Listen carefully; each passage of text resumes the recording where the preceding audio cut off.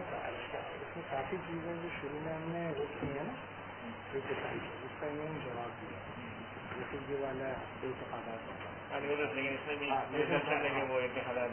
بس میں یہی اس کو پہلے اس کو بڑی اچھی طرح کرنا ہے کیونکہ دیکھیں سائنٹیفک ڈسکورس میں عام طور پہ دو ایکسٹریم پوزیشن لی جاتی ہیں. ایک ایکسٹریم پوزیشن یہ ہے کہ پیورلی ویلیو نیوٹرل ہوتی ہے سائنس, کوئی ویلیوز ہوتی نہیں ہیں, انڈیپینڈنٹ آف ویلیوز ہیں, کوئی اعتقادات ہوتے ہی نہیں, عقائد ہوتے ہی نہیں, آبزرویشن ہوتی ہے, اس آبزرویشن کی بنیاد پر آپ تھیورائز کرتے ہیں, اس کی بنیاد پر آپ ایکسپیریمنٹیشن کرتے ہیں اور جنرلائزیشن کرتے ہیں.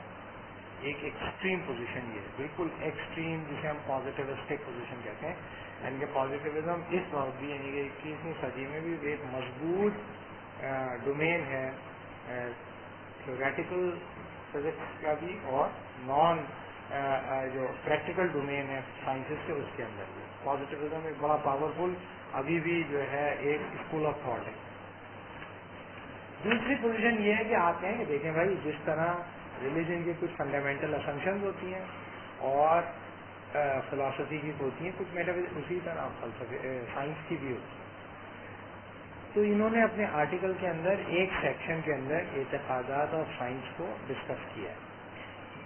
پہلے تو میں یہ بتاؤں گا کہ اعتقادات سائنس کے ہونے سے کیا مراد ہے اور سائنس کے اعتقادات کو مان لینے کے نتیجے میں سائنس کی تھیوریٹیکل سائڈ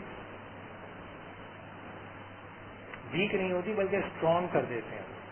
یعنی کہ اگر مذہب کے حوالے سے آپ کہیں نا بھائی یہ میرے اعتقادات ہیں, تو آپ کہتے ہیں یہ تو خیر علمی طور پہ ایک کمزور پوزیشن ہے کہ بھئی آپ کے اعتقادات ہیں, آپ ان پہ بحث نہیں کرنا چاہتے. اچھا, فلسفے میں بھی اگر وہ فلسفے جن کے بارے میں آپ یہ اسٹیبلش کر دیں کہ بھئی یہ میٹافزیکل اسمپشن ہیں اس فلسفے کی اور ان کو ڈیمانسٹریٹ نہیں کیا جا سکتا, تو وہ فلسفہ بھی کسی نہ کسی سطح پر کمزور فلسفہ کہلاتا تھا.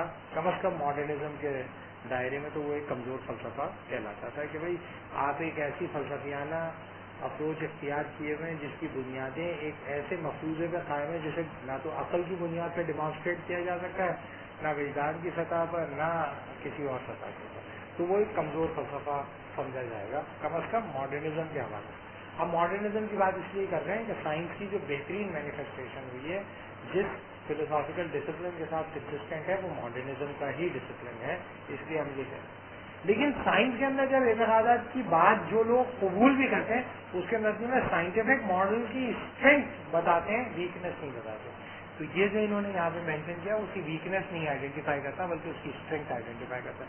پہلے سے ایک بندہ ریڈ کر لے پھر میں اسے ایکسپلین کر دیتا ہوں اور اس کی کانٹرڈکشن بھی بتاتا ہوں کہ اس میں کیا میجر کانٹرڈکشن. ان میں یہ قبول کر رہے ہیں کہ سائنس کے کچھ اعتقادات ہوتے ہیں, لیکن آپ دیکھیے گا کہ اس کا تھرسٹ کیا ہے, اس کا تھرسٹ بیسیکلی پازیٹیوزم کو ہی سپورٹ کرتا ہے. ان علاوہ سائنسدان کے بنیادی اعتقادات, بعض اوقات یہ سمجھا جاتا ہے کہ سائنس کو اعتقادات سے کوئی تعلق نہیں اور دور حاضر کا سائنسدان اپنی تحقیق کسی ایسے اعتقادات سے شروع نہیں کرتا جس کو اس نے بلا ثبوت پہلے سے قبول کر لیا ہو, بلکہ وہ خالی ذہن ہوتا ہے اور اس کے مشاہدات جس طرف سے اسے لے جاتے ہیں چلا جاتا ہے. یہ خیال درست نہیں. ہر سائنسدان اپنی سائنسی تحقیق کی بنیاد کے طور پر حقیقت سائنس یا حقیقت علم کے متعلق کچھ اعتقادات رکھتا ہے جو خود حقیقت کائنات کے کسی عقیدہ سے ماخوذ ہوتے ہیں اور جو اس کی تحقیق کے نتائج پر اثر انداز ہوتے ہیں. مثلا ہر سائنسدان شروع سے ہی اس بات کا اعتقاد رکھتا ہے کہ کائنات ایک یکساں کل یا وحدت ہے, یعنی وہ فاصلہ اور وقت دونوں کے لحاظ سے ایسے منطقوں یا حصوں میں بٹی ہوئی نہیں جس میں متضاد قسم کے قوانین قدرت جاری ہوں. کائنات کے قوانین مسلسل اور مستقل ہیں, وہ نہ صرف ہر جگہ ایک ہی ہیں بلکہ ہر زمانے میں بھی ایک ہی رہتے ہیں. اس میں شک نہیں کہ سائنسدان کا یہ عقیدہ صحیح ہے اور اس کی صحت کی ایک دلیل یہ ہے کہ وہ آج تک غلط ثابت نہیں ہو سکا. یہ عقیدہ سائنسی تحقیق کا باعث ہے, اس کا نتیجہ نہیں. سائنس کی تمام ترقیات جو اب تک ممکن ہوئی ہیں ان کی بنیاد یہی عقیدہ ہے. اگر سائنسدان اس عقیدے سے آغاز نہ کرتے اور یہ عقیدہ صحیح نہ ہوتا تو سائنس ممکن ہی نہ ہوتی. یہی وہ عقیدہ ہے جو سائنسدان کو سائنسی تحقیق کے لیے اکساتا ہے. اور اسی کی تصدیق سے وہ اپنے سائنسی نتائج پر مطمئن ہوتا ہے اور اس کی راہ پر آگے قدم اٹھاتا ہے۔ ظاہر ہے کہ اگر سائنسدان کو معلوم ہو جائے کہ جو سائنسی حقیقت اس نے اپنی تحقیق سے آج اس وقت اور اس مقام پر دریافت کی ہے وہ محض وقتی اور مقامی ہے، اور اس کی متبادل یا متوازی سائنسی حقیقتیں اس کائنات میں بہت سی ہیں یا آئندہ ہو سکتی ہیں۔ مثلا اگر اسے یہ خیال ہو کہ پانی سطح سمندر سے یکساں بلندی پر کہیں تو 100 درجے پر اور کہیں 85 درجہ حرارت پر ابلتا ہے، اور کسی خاص مقام پر کسی وقت 100 درجہ حرارت پر اور کسی اور وقت 50 درجہ حرارت پر ابلتا ہے، تو وہ اپنی اس تحقیق کو بے نتیجہ اور بیکار سمجھ کر چھوڑ دے گا۔ اب دیکھیں اس میں ٹوسٹ یہ ہے کہ یہ سمجھا جاتا ہے کہ سائنس جو ہے ماڈرن سائنس دو قسم کے پرنسپل کو کوشچن نہیں کرتی۔ ایک میں پہلے بھی بتا چکا ہوں، پھر ریپیٹ کر رہا ہوں، لا یونیفارمٹی آف نیچر، اور ایک کو ہم کہتے ہیں لا of causation. Law uniformity of nature کا انہوں نے یہاں پہ سبسکرائب کیا، اور یہ کہتے ہیں کہ لا یونیفارمٹی آف نیچر جو ہے وہ ایک میٹافزیکلی کنسسٹنٹ کلیم ہے، عقیدہ ہے، اور اصل میں جتنی بھی سائنٹیفک گروتھ ہوئی ہے اس کی بنیاد جو ہے وہ یہی بیسک پرزمپشن ہے، لا یونیفارمٹی آف نیچر۔ اور لا یونیفارمٹی آف نیچر جو ہوتی ہے اسے دونوں استعمال کر لیتے ہیں، یعنی کہ مذہبی مائنڈ کے لیے بھی یہ ویلیوبل ہے۔ کیوں؟ کیونکہ مذہبی ذہن کے لیے کیوں قابل قبول ہو جاتی ہے؟ وہ کہتا ہے کہ دیکھیں ہم تو یہ اس کے پیچھے جو ڈیفینس ہوتا ہے مذہبی ذہن کا، اسے ہم کہتے ہیں ڈیزائن آرگیومنٹ، جو ولیم پیلے نے دیا تھا تقریباً 900 سال پہلے۔ ولیم پیلے کا بڑا مشہور آرگیومنٹ ہے کہ ہر ڈیزائنڈ آبجیکٹ جسٹیفائی کرتا ہے existence of designer. The existence of a designed object justifies the existence of designer۔ تو اگر فرض کیا کہ ہم یہ مان لیں کہ یہ چیز ایک ڈیزائنڈ آبجیکٹ ہے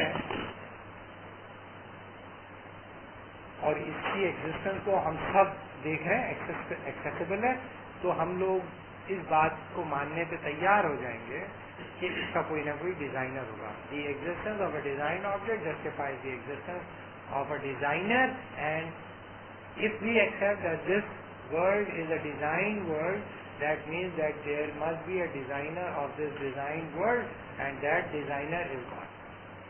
یہ ایک مذہبی دلیل نکالتے ہیں عام، یعنی کہ یہ بالکل عام ہے، جو فلسفے کی فرسٹ ایئر کا اسٹوڈنٹ ہوتا ہے وہ یہ پڑھتا ہے، ڈیزائن آرگیومنٹ۔ اور ڈیزائن آرگیومنٹ جو ہوتا ہے مذہبی ذہن رکھنے والے لوگوں کو بہت زیادہ اپیل کرتا ہے، اور جیسے ہی وہ کہیں پر کسی تھیوریٹیکل ڈومین میں یہ آرگیومنٹ سنتا ہے نا کہ بھائی سائنس کا جو عقیدہ ہے، وہ سائنس کا عقیدہ یہ بتا رہے ہیں لا of causation. Law of causation science کا عقیدہ، میٹافزیکل اسمپشن، لیکن ان اٹ سیلف اس کو ڈیمانسٹریٹ نہیں کیا جا سکتا، لیکن انہوں نے اس میں یہ بتایا کہ ڈیمانسٹریبل ہے with the consistency of so many experimental observation۔ پہلے تو آپ کو بتانا چاہیے ڈیزائن آرگیومنٹ بذات خود کنسسٹنٹ نہیں، اس کے ساتھ بہت ساری فلوسافیکل ویکنیسز ہیں۔ جب آپ ڈیزائن آرگیومنٹ کو کرٹیسائز کرتے ہیں تو لوگ اسے مذہبی معاملہ بنا لیتے ہیں۔ وہ کہتے ہیں کہ تم نے ڈیزائن آرگیومنٹ کو کرٹیسائز کیا کیونکہ ڈیزائن آرگیومنٹ سے تم ایگزسٹنس آف گاڈ کو جسٹیفائی کر رہا تھا، اگر تم ڈیزائن آرگیومنٹ کی ویکنیس آئیڈینٹیفائی کرو گے تو تم ایگزسٹنس آف گاڈ کی ویکنیس کو آئیڈینٹیفائی کر دو گے، تو تم ایک غیر مذہبی کام کرو گے۔ یہ جو جس سطح کی ہم گفتگو کر رہے ہیں یہ ایک انٹلیکچوئل ڈسکورس، انٹلیکچوئل مائنڈ قبول نہیں کرتا کسی آرگیومنٹ میں اگر ویکنیس ہے تو آپ کہیں نہیں اس آرگیومنٹ کی ویکنیس کو رہنے دو، کیوں؟ کیونکہ لوگوں کو سمجھ میں نہیں آئے گا، لوگوں کو سمجھ میں آئے نہیں آئے، آرگیومنٹ کے اندر جو ویکنیس ہے وہ تو آئیڈینٹیفائی ہونی چاہیے۔ تو عام طور پر مذہبی ذہن رکھنے والے لوگ جیسے کرسچنس تھے اور مسلمان بھی تھے، وہ لا یونیفارمٹی آف نیچر کو ہم آہنگ سمجھتے ہیں ڈیزائن آرگیومنٹ۔ اس لیے اگر کوئی سائنٹسٹ ایکنالج کرتا ہے کہ وہ لا یونیفارمٹی آف نیچر پہ یقین رکھتا ہے تو پھر وہ کہتے ہیں کہ یہ ایک ریلیجس ڈائمینشن اوپن کرتا ہے اس کائنات کی۔ کیوں؟ کیونکہ اسے وہ لنک کر لیتے ہیں ڈیزائن آرگیومنٹ۔ تو یہ پہلے ہمیں سمجھنا چاہیے کہ ڈیزائن آرگیومنٹ کو عقائد کی سطح کے اوپر ایک خاص قسم کی ہم آہنگی محسوس ہوتی ہے کس کے ساتھ؟ Design argument. اور یہ ڈیزائن آرگیومنٹ کرسچن 700 سال تک دیتے رہے. اس کے بعد بعد میں مسلمانوں نے بھی دیا. ابھی غامدی صاحب نے ٹی وی پروگرام جب کیے تھے انہوں نے بہت بار ڈیزائن آرگیومنٹ کا ڈھول گلے میں ڈال خوب پیٹا.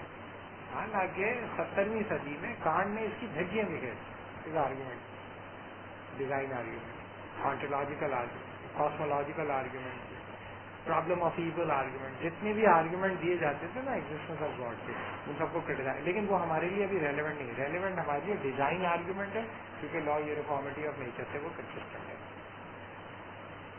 اس میں یہ بتا رہے ہیں کہ سائنٹیفک اعتقاد میں اور غیر سائنٹیفک اعتقاد میں ایک بنیادی فرق پرزیوم کیا گیا ہے اس انالیسس کے اندر. سائنٹیفک اعتقادات وہ اعتقادات ہوتے ہیں جو آگے چل کر ویریفائبلٹی پرنسپل سے میٹ کرتے ہیں, اسے کہتے ہیں سائنٹیفک اعتقادات. جبکہ غیر سائنٹیفک اعتقادات وہ ہوتے ہیں جن کو کسنے کا کوئی پیمانہ اسی معیار سے نکلتا ہے, اس معیار سے باہر سے نہیں نکلتا ہے. یعنی کہ مذہبی آبجیکٹیویٹی کو پہچاننے کے لیے جو پیمانہ ہوگا وہ مذہبی ہی ہوگا. لیکن سائنس کو جانچنے کا جو پیمانہ ہوگا وہ غیر سائنسی بھی ہو سکتا ہے, جیسا کہ ڈیزائن آرگیومنٹ بھی اس کو سپورٹ کر رہا ہے, اور آپ قرآن کی کوئی انٹرپریٹیشن کے ساتھ بھی اس کو لنک کر کے دکھا سکتے ہیں, اور اس کو آپ جو ہے بائبل کی کسی انٹرپریٹیشن سے لنک کر کے دکھا سکتے ہیں, بہت جگہوں سے دکھا سکتے ہیں. اپنے سوشیولوجیکل انالیسس سے دکھا سکتے ہیں, اپنی معاشرتی خبروں سے دکھا سکتے ہیں, بہت جگہوں سے اس کو دکھا سکتے ہیں. لیکن اس کے باوجود اس کو مختلف دائروں سے آپ ثابت کر سکتے ہیں اپنی انفرادی سطح کے اوپر اپنی سچائی کے لیے. ان دوسرے دائروں کے اوپر یہ انحصار نہیں کرتی, بلکہ کس کے اوپر کرتی ہے؟ انسان کے کسی ذریعہ علم کے اوپر کرتی ہے. چاہے آپ حواس خمسہ لے لیں, چاہے آپ عقل لے لیں, زیادہ تر ان دونوں کے اوپر, اور ان ایکسٹریم کیسز انٹیوشن کے اوپر بھی کرتی ہے. یعنی کہ وہ ریڈیوس کرتی ہیں اس عقائد کی اتھارٹی کسی سورس آف نالج کے اندر, جبکہ مذہب کے اندر نہیں کیا جاتا یہ, بلکہ کسی چیز کے اوپر آپ کو ایمان لانے کی ترغیب دی جاتی ہے. تو اس کے اندر جو سائنٹیفک اعتقادات کے بارے میں دو مفروض ہیں. ایک, سائنٹیفک اعتقادات ویریفائبل ہوتے ہیں, نمبر 1. نمبر 2, اس کی بنیاد پہ جو سچ حاصل ہو جاتا ہے چونکہ وہ اس کائنات کی ٹوٹیلٹی کا ایک پارٹ کے طور پر ہوتا ہے, اسی لیے وہ تبدیل نہیں ہوتا بدلتے ہوئے حالات. یہ تو بالکل حیرت انگیز طور پر جو ہے ایک غلط بات ہے. یعنی کہ اگر تھوڑی سی بھی سائنٹیفک ہسٹری کے بارے میں کوئی جانتا ہے تو یہ کنسسٹنٹ آرگیومنٹ نہیں ہے. تو آج ہم یہ دیکھیں گے, پہلے تو میں یہ ان میں فرق کر سکا ہوں میں اعتقادات, سائنٹیفک اعتقادات میں اور غیر سائنٹیفک اعتقادات میں کیا فرق ہے. اور دوسری بات, اگر آپ یہ بتاتے ہیں کہ اس فلسفیانہ نقطہ نظر سے اعتقادات یہ ہیں تو بظاہر ایسا لگتا ہے کہ فلسفیانہ نقطہ نظر کمزور ہے, یا آپ کوئی مذہبی نقطۂ نظر آپ اختیار کرتے ہیں, اور اگر آپ بتاتے ہیں کہ یہ مذہبی نقطۂ نظر کسی اعتقادات یا سسٹم آف اعتقادات کے اوپر انحصار کرتا ہے تو اس کی مذہبی نقطۂ نظر کمزور ہو جاتا ہے. لیکن سائنٹیفک نقطۂ نظر اگر کسی اعتقاد سے ہم آہنگ دکھائی دیتا ہے تو اس کے نتیجے میں وہ کمزور نہیں ہوتا بلکہ طاقتور ہوتا ہے. اس کی کیا دلیل ہے یہ میں ڈیمانسٹریٹ کرنے کی کوشش کروں گا. پہلے یہ سمجھ میں آیا کہ یہ ڈفرینس اگر سمجھ میں نہیں آیا تو یہ پوچھوں. حالانکہ یہ کمیونیکیٹ ہو گیا ہوگا جو میں بتایا تھا. ہاں یہ تو ہو گیا کمیونیکیٹ, لیکن اس میں جو بھارت ہے مطلب یہ کہہ رہے ہیں کہ دور حاضر کا سائنسداں اپنی تحقیق کسی ایسے اعتقاد سے شروع نہیں کرتا ہے جس کو اس نے بلا ثبوت پہلے سے قبول کر لیا. یہ اسٹیٹمنٹ جو ہے یہ خود ایک میٹافزیکل اسٹیٹمنٹ ہے. مطلب دور حاضر کے ہر سائنسداں کے بارے میں یہ کہنا کہ وہ یہ عقیدہ رکھتا ہے, اس کی کیا مطلب سائنس کوئی دلیل نہیں. مطلب یہ خود ایک میٹافزیکل ہی ہے. اور یہ اسٹیٹمنٹ ہے کہ کوئی اس کو سائنٹیفکلی اتنے ہزاروں سائنسداں ہیں جس کا کیا عقیدہ ہے مجھے کیا معلوم, اور کوئی ایسا ابھی تک جو ہے ڈیٹا بینک نہیں ہے کہ جو اس کو ثابت کر سکے. اس کا جواب ہم دے سکتے ہیں. اس کا جواب یہ دے گا کہ وہ سائنس کے بارے میں جو ڈیولپ کر رہے ہیں نا آرگیومنٹ, وہ آرگیومنٹ اسٹرکچرلسٹ ہے. ٹھیک ہے, کئی طرح کے آپ آرگیومنٹ دے سکتے ہیں اپنی بات کی دلیل کے لیے. جب آپ اسٹرکچرلسٹ آرگیومنٹ دیتے ہیں, چاہے وہ سیاسی نوعیت کا ہو, سماجی نوعیت کا ہو, تاریخی نوعیت کا ہو, بین الاقوامی تعلقات کے حوالے سے ہو, اگر وہ اسٹرکچرلسٹ آرگیومنٹ ہے, آرگیومنٹ کی نیچر اسٹرکچرلسٹ ہے, تو وہ ایجنسی سے بحث نہیں کرتا. اسٹرکچرلسٹ آرگیومنٹ ایجنسی سے بحث نہیں کرتا. یعنی کہ اگر میں یہ اسٹرکچرلسٹ آرگیومنٹ دوں گا نا کوئی, تو میں اس سے بحث نہیں کروں گا کہ اس اسٹرکچر کا اطلاق جب وہاب سوری پہ ہوگا تو کیسے ہوگا, اور خالد جامعی پہ ہوگا تو کیسے ہوگا, اور زاہد مغل پہ ہوگا تو کس طرح ہوگا. پرزیوم کروں گا میں کہ اسٹرکچر ڈٹرمن کرے گا مجھے بھی بالکل اسی طرح جس طرح خالد بھائی کو کرے گا اور جس طرح زاہد مغل کو کرے گا. اسے ہم کہتے ہیں اسٹرکچرلسٹ انالیسس.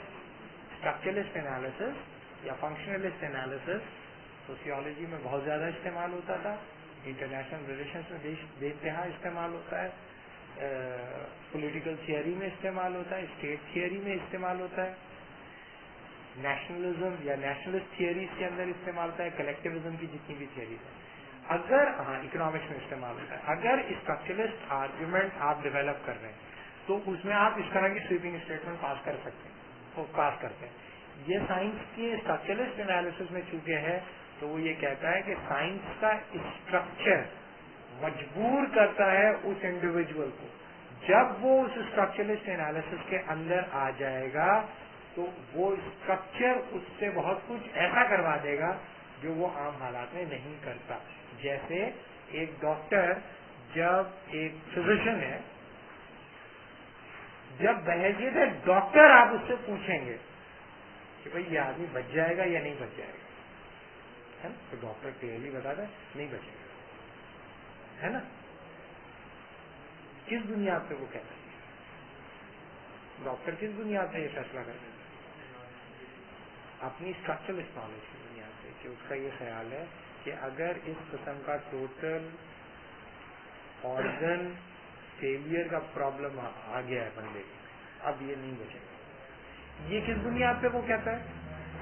اپنے اس سائنٹیفک ڈسکورس کی بنیاد پہ کہتا ہے جس میں وہ یہ کام کر رہے ہیں.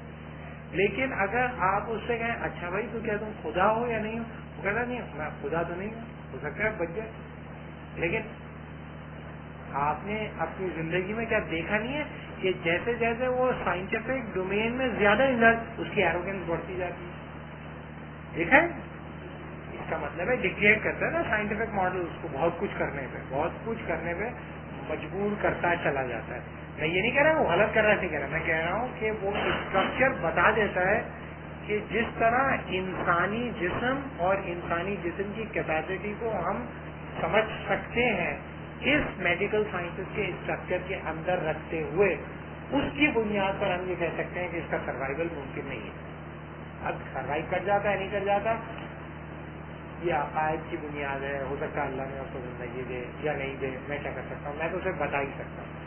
اسی طریقے سے ایک اکانومسٹ بتاتا ہے آپ کو, اسٹرکچرلسٹ انالیسس دیتا ہے کہ جو لیفٹ کے لائن لیے ہوئے اکانومسٹ ہیں وہ انتظار میں ہیں اور امید رکھتے ہیں کہ کیپٹلسٹ سسٹم کولیپس کر جائے.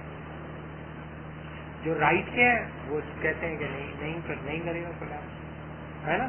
اور اگر کولیپس کرے گا بھی تو لینڈر آف لاسٹ ریزورٹ موجود ہیں, اسٹیٹ کی فارم میں بھی ہیں, مارکیٹ کی فارم میں بھی ہیں, انٹرنیشنل مانیٹری ایجنسی کی فارم میں بھی ہیں, وہ اس کو ٹیک اپ کر لیں گے اور وہ اس سے سسٹینیبل ہو جائے گا. تو بہت امپورٹنٹ بات یہ ہوتی ہے کہ جو آپ کا عقیدہ ہے, عقیدے کی نوعیت اس اسٹرکچر کے اندر طے ہوگی.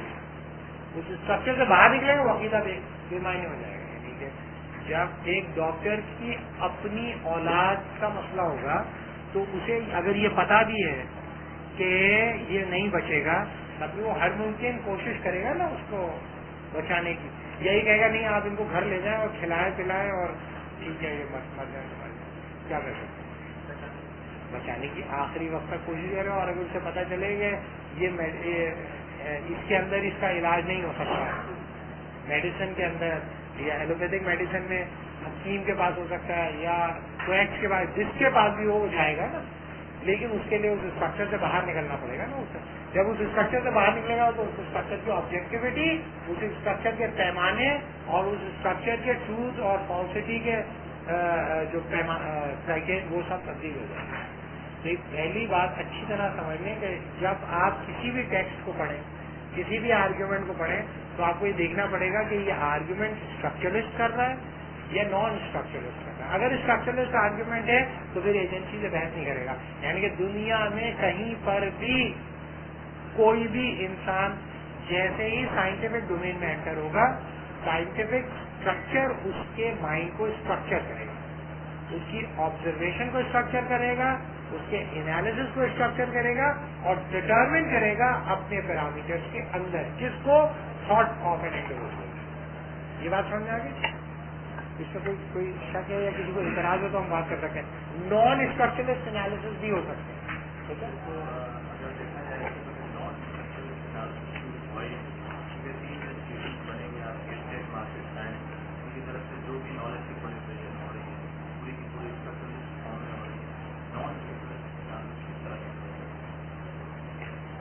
دیکھو ایسے میتھڈالوجی ہی ہے, اتنی مضبوط ہے جتنی کہ اسٹرکچرسٹ ہے. بلکہ اب اگر تم سوشیولوجی پڑھو تو وہ کہتے ہیں کہ ایجنسی جو ہے وہ زیادہ امپورٹنٹ رول پلے کرتی ہے, اور سسٹم فیلئر کو آپ ایکسپلین کر ہی نہیں سکتے وداؤٹ ایجنسی.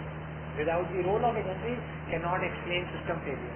جیسے میٹرکس تم نے دیکھی تھی نا, میٹرکس کے اندر جو وہ ہیرو ہے وہ کیا ہے, سسٹم فیلئر ہے.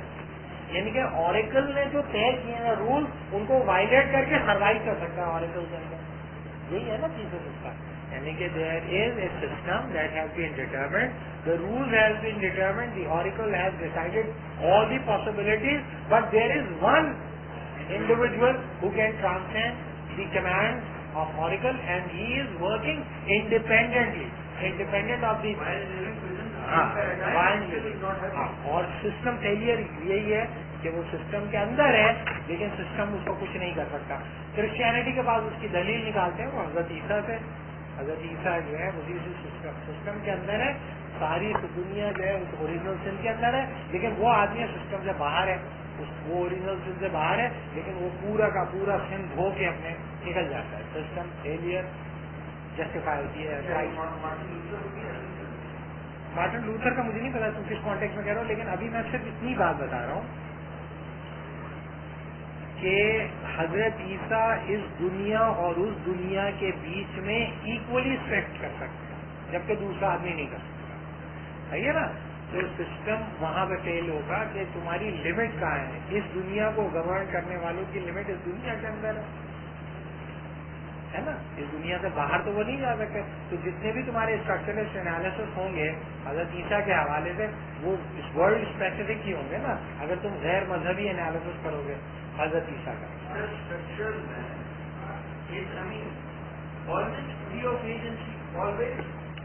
میں بتا رہا ہوں کہ ہارڈ لائن اسٹرکچرسٹ اسی طرح ہوتا ہے. وہ کہتے ہیں ایجنسی کوئی رول پلے نہیں کرتی. ایپنا میتھڈالوجی کہتی ہے کہ یہ اپروچ ٹھیک نہیں ہے, اس لیے کہ اسٹرکچر کے اندر ہمیشہ اسپیس ہوتی ہے جس میں ایجنسی ٹویسٹ کرتی ہے, اور اسی بنیاد پر سسٹم فیلئر ہوتی ہے. سائنس کو اگر آپ نے ایک ایسا اسٹرکچر مان لیا جو کہ ڈٹرمن کرتا ہے تمام تھاٹ پروسیسز کو یونینیمسلی اور کمپریہینسولی, تو اس کا مطلب یہ ہے کہ آپ یہ سمجھتے ہیں کہ ہیومن مائنڈ کا جو اسٹرکچر ہے اور سائنس کا جو اسٹرکچر ہے ایک ہی ہے. یہ پہلی تھیوریٹیکل پوزیشن ہے جو کانٹ سے پہلے تک کی جاتی تھی کہ بہترین سائنٹیفک میتھڈالوجی کون سی ہوگی, وہ ہوگی جس میں اسٹرکچر آف ہیومن مائنڈ اور اسٹرکچر آف ریئلٹی کمپیٹیبل ہو جائے. اور اس میں اسمپشن کیا ہے کہ اسٹرکچر آف مائنڈ ڈیویٹ کر سکتے ہیں لیکن اسٹرکچر آف ریئلٹی ایک ہی رہے گی. لہذا میرا اگر ریئلٹی کے بارے میں ایکسپلینیشن کچھ ہے, ان کا کچھ ہے اور ان کا کچھ ہے, لیکن بہترین ایکسپلینیشن وہ سمجھی جائے گی جو کہ اسٹرکچر آف ریئلٹی سے ہم آہنگ ہوگی. وہ زیادہ بہتر سائنٹیفک ایکسپلینیشن ہوگی. یہ کانٹ سے پہلے تک سمجھا جاتا تھا. کانٹ کے بعد یہ کہا گیا کہ دیکھو بھائی اصل مسئلہ ریالٹی کے اسٹرکچر کا ہے ہی نہیں, اصل مسئلہ ہے اسٹرکچر آف مائنڈ کا. ریالٹی کو ہم آہنگ ہونا ہے اسٹرکچر آف مائنڈ کے, نہ کہ مائنڈ کو ہم آہنگ ہونا ہے اسٹرکچر ریالٹی. تو پھر آپ کو دوسری سطح کے اوپر, یعنی کہ اگر آپ ریالٹی کے اسٹرکچر کو آپ فکس کرتے ہیں تو ہیومن مائنڈ ہم آہنگ کرے گا نا اپنے آپ کو اسٹرکچر آف ریالٹی کو. لیکن اگر آپ کہتے ہیں نہیں اسٹرکچر آف مائنڈ فکس, تو ریالٹی کی کئی مینیفیسٹیشن اور کئی ایکسپلینیشن ہو سکتی ہے نا. سب سے بہتر ریالٹی کی ایکسپلینیشن کون سی ہوگی؟ جو اسٹرکچر آف مائنڈ سے ہم آہنگ ہوگی. لیکن یہ ممکن ہے نا کہ یہ ریالٹی کی ایک ایسی ایکسپلینیشن دے رہا ہے جو کہ اصل میں کنسسٹنٹ نہیں ہے اس اسٹرکچر آف مائنڈ کے جو کہ ہم سب کا یکساں طور پہ ہے, تو وہ سائنٹیفک ایکسپلینیشن پاپولر نہیں ہوگی.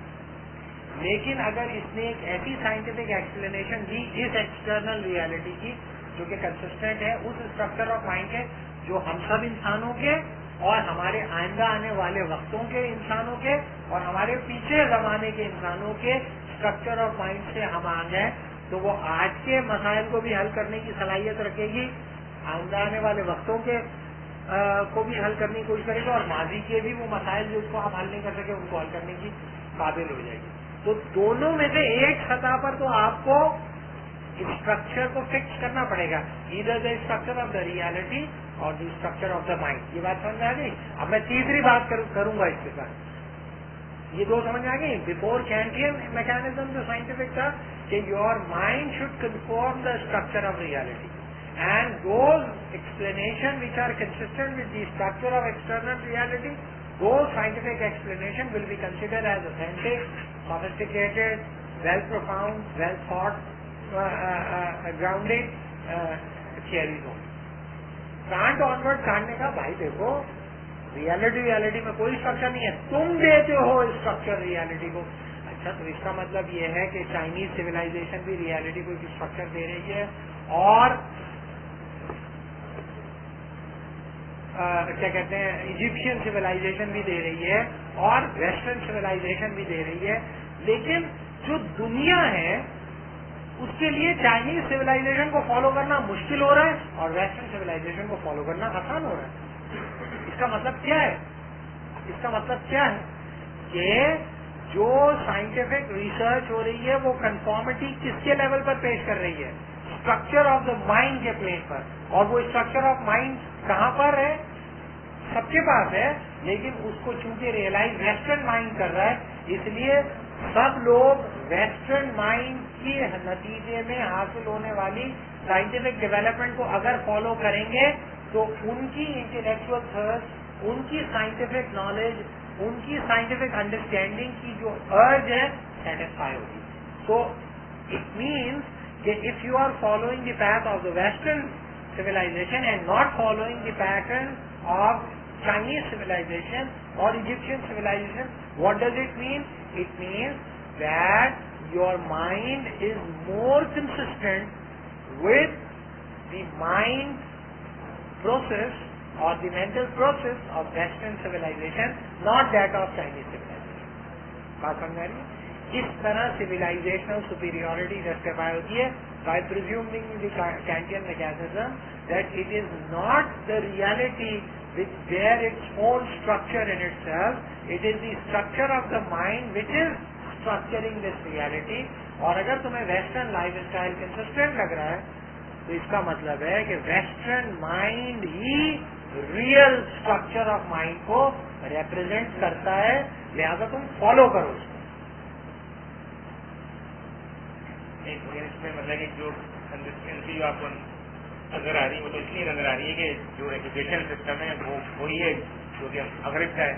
تو جب آپ اس ایجوکیشنل سسٹم سے نکل کر آتے ہیں تو آپ کے لیے وہ چیز جو آپ نے باہر سے حاصل کی ہے کنسسٹنٹ ہوگی. اگر آپ پہلی سویلائزیشن کا ایجوکیشن سسٹم اڈاپٹ کر لیں تو آپ کے لیے وہ کنسسٹیبل ہو جائے گا.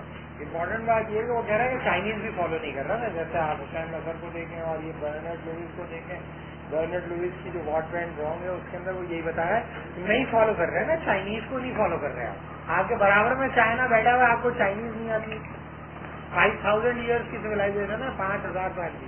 آپ کے برابر میں ایران بیٹھا ہے، 5000 سال کی سویلائزیشن ہے، آپ کو پرشین نہیں آتی ہے، آپ کو نہ پرشین آتی ہے نہ چائنیز آتی ہے.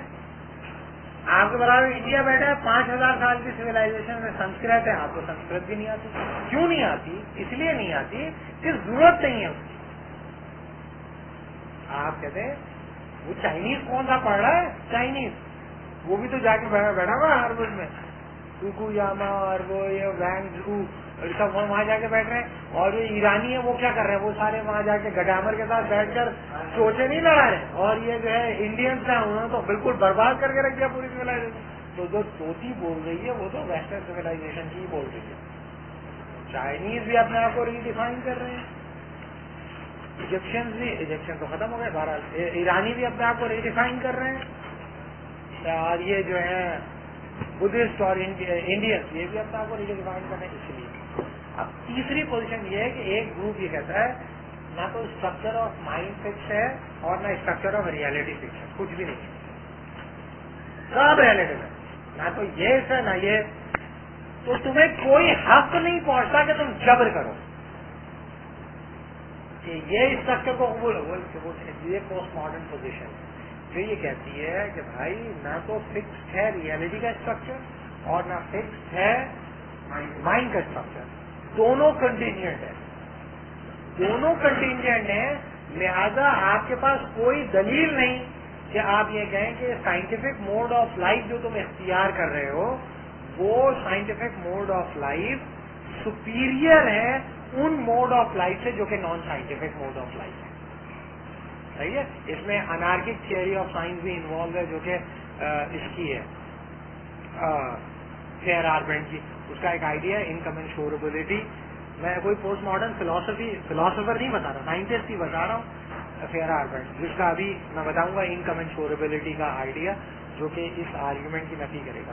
لیکن پہلی بات یہ سمجھ میں آ گیا، ایک پوزیشن یہ ہے کہ there is a structure in reality and we are going to confirm that structure through the law of uniformity of nature.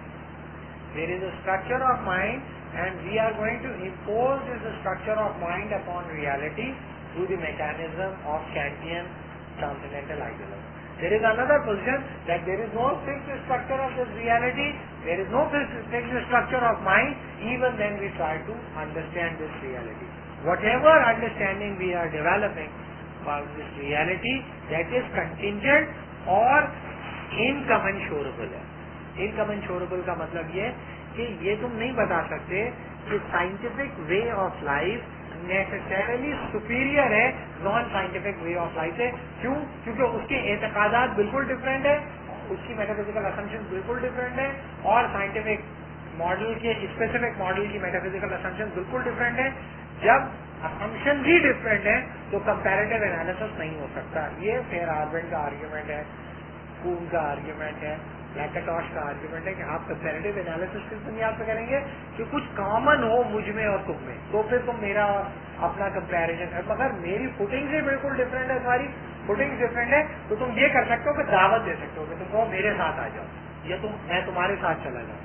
لیکن انٹرنسیکلی کمپیریٹیو انالیسس کی بنیاد پر تم یہ نہیں بتا سکتے کہ کون سا پیراڈائم نیسسریلی سپیریئر ہے. اور اگر کوئی کمپیریزن تم کرو گے وہ تو سوائے پریگمیٹزم کے کچھ اور نہیں ہوگا، جو کہ ایک انڈیپینڈنٹ پیمانہ ہے کہ تم یوزفلنس کی بنیاد پر طے کرو گے کہ کون سا جو پیراڈائم ہے وہ زیادہ ورکیبل اور فنکشنل ہے. یعنی کہ سب سے زیادہ ریزسٹ چائنا کے اندر جو میکنائزیشن کو کیا ہے وہ بدھسٹوں نے کیا ہے. صحیح ہے نا.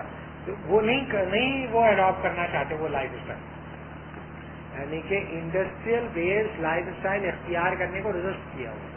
تو وہ مر گئے لیکن انہوں نے قبول نہیں کیا.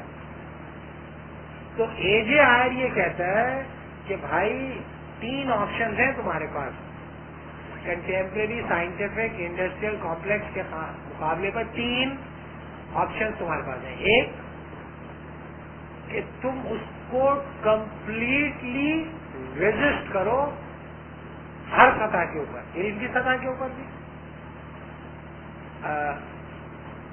عمل یا پریکٹس کی سطح کے اوپر بھی، اور تیسرا اسٹرکچرل فارمیشن کی سطح کے اوپر. وہ کہتا ہے یہ پاسبل ہی نہیں ہے پہلی پاسبلٹی کو کہ تم ایک اتنی تیزی سے اور اتنی جلدی اتنا بڑا ایک اسٹرکچر کھڑا کر دو جو اس کی علمیت کو بھی رد کر دے، اس کی پریکٹس کو بھی ناممکن بنا دے، اور اس کے مقابلے پہ آلٹرنیٹو انسٹیٹیوشنل اسٹرکچر. کہتا ہے ناممکن، ممکن ہی نہیں ہے. دوسری وہ کہتا ہے resistance but in effective resistance, کہ ریزسٹ کرو سائنٹیفک موڈ آف لائف کو. وہ کہتا ہے تاریخ کے اندر جنہوں نے کیا، جیسے چائنا کے اندر شاولنس نے کیا، سب مارے گئے، قتل کر دیا، پورے پورے کے پورے ان کی مانسٹری پوری کی پوری مار ڈالی، ختم کر دیا. لیٹن امریکن سویلائزیشن اور یہ موہیکنس جو یہ ریڈ انڈین، سب کو ختم کر دیا.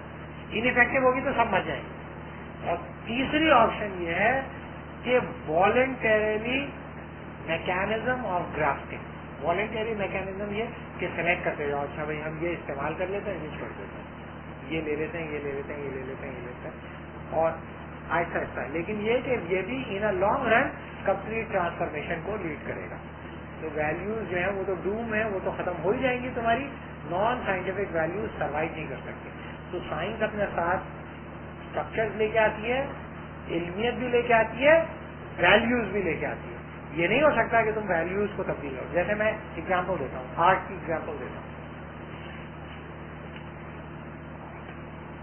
مذہبی لوگوں کی بات نہیں کر رہا نا، مذہبی لوگ جو کہتے ہیں یہ ایسے ہی ہیں، ان کو کچھ پتہ نہیں ہے. لیکن آرٹسٹ سارے پڑھے لکھے ہوتے ہیں نا، شریف، نیک، پڑھے لکھے، انلائٹنڈ ہوتے ہیں، جینٹل مین ہوتے ہیں اور جینٹل وومن ہوتے ہیں، اسٹارز ہوتے ہیں، چمکتے رہتے ہیں. تو وہ جو ہے جو پاکستان کے سنجیدہ آرٹسٹ سمجھے جاتے ہیں، جیسے طلعت حسین سنجیدہ آرٹسٹ ہے نا، مطلب وہ ایسا ہی نہیں ہے. اس کو آرٹ پڑھا بھی ہے، اس نے پڑھا لکھا بھی سمجھا جاتا ہے فیلڈ کے اندر، پھر وہ سلیکٹو بھی رہا ایک زمانے میں.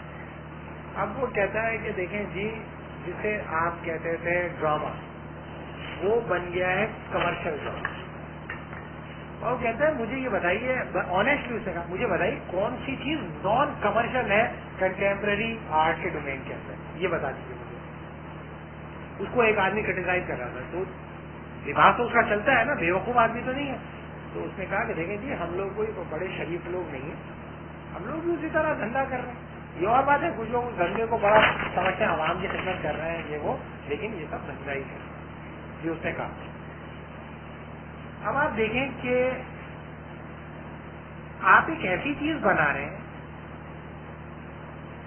جس کے لیے آپ کو لوگوں کو بتانا پڑ رہا ہے کہ دیکھو ہم نے یہ چیز بنائی ہے، تم لوگ اسے دیکھو. کیوں کر رہے ہیں آپ یہ؟ ایسی کیا تکلیف ہوگی بھائی آپ کو؟